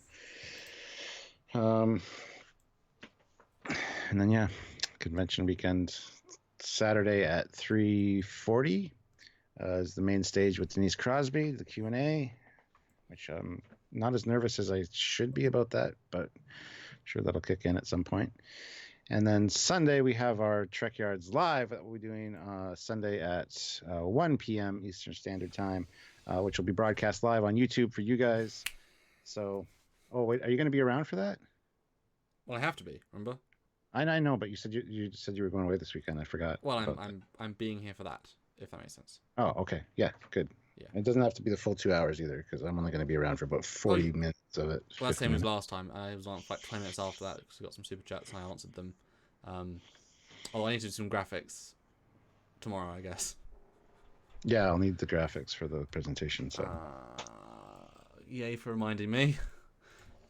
Make graphics. I mentioned it earlier in the week. I know. I understand. Not too concerned about it. But do you know how much I have going on every week?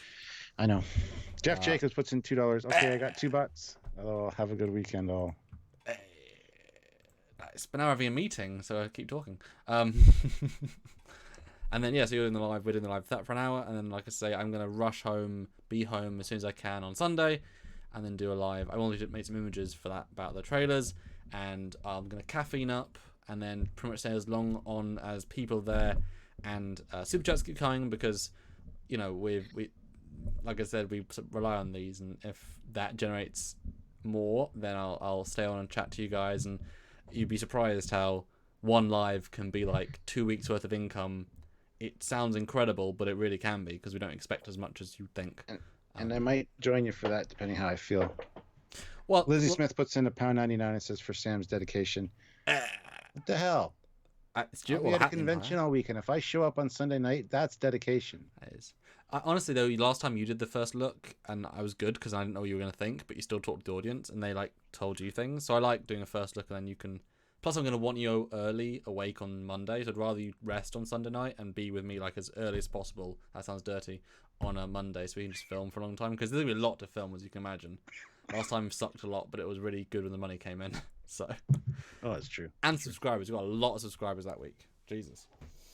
I think our viewership went up like 170% from week to week, like tripled it. Anyway, best you've looked. See you guys Sunday, and you'll see us on Saturday, obviously. Bye everybody.